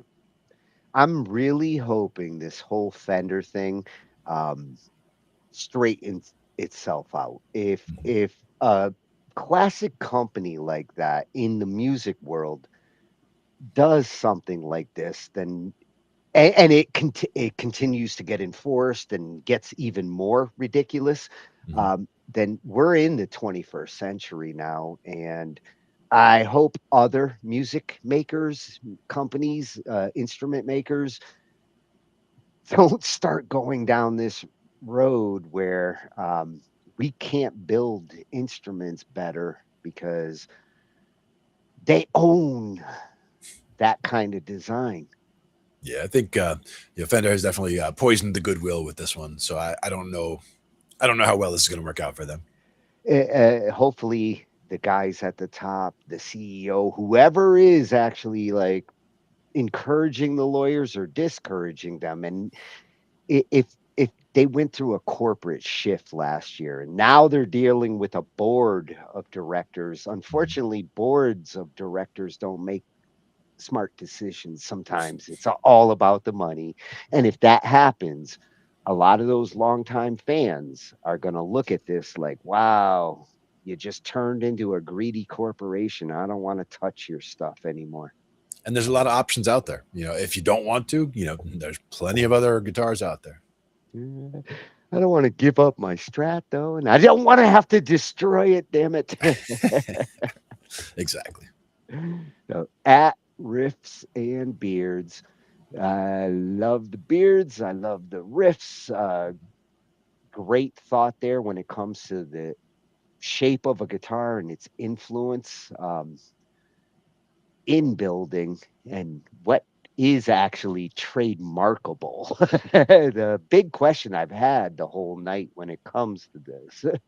The other thing that you could do as as kind of a defiance thing is if you have a Fender Strat, you could shave the horns flat, like cut the horns off and shave part of that headstock so it no longer looks the same way.